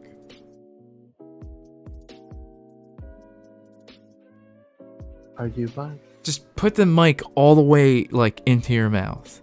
Down your throat. Yes. Fuck. Okay, here we go. There you go. It is for science. It is for science. It's because you're always touching it. That's what I think. It is because I touch it. You're always playing with it. My desktop settings. Am I still quiet? No, you're good. You're No. fine. We can hear you fine. You are fine. Always playing with that damn thing. Gotta love it. Sorry. All right, so thank you again, Sebs. You know, for coming on, and you know, Appreciate it so much for literally everything that you've done. We literally could not be doing this without you. We'd still be using StreamYard. Literally. Yeah, no, I'm not kidding around. Ooh, we got like a couple different people on here tonight. I mean, we do have Famous Horse, but you know, we have Lennon Smash. He's gaming, I think, right? I don't know what Tropico 6 is. Is that like Rainbow Six?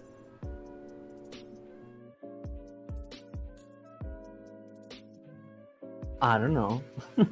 All right. Well, I'm gonna end the recording for the people on YouTube because you don't need to hear this banter. You honestly, probably could have done without. Could have probably honestly done without. Yeah, hit that fucking bell, right?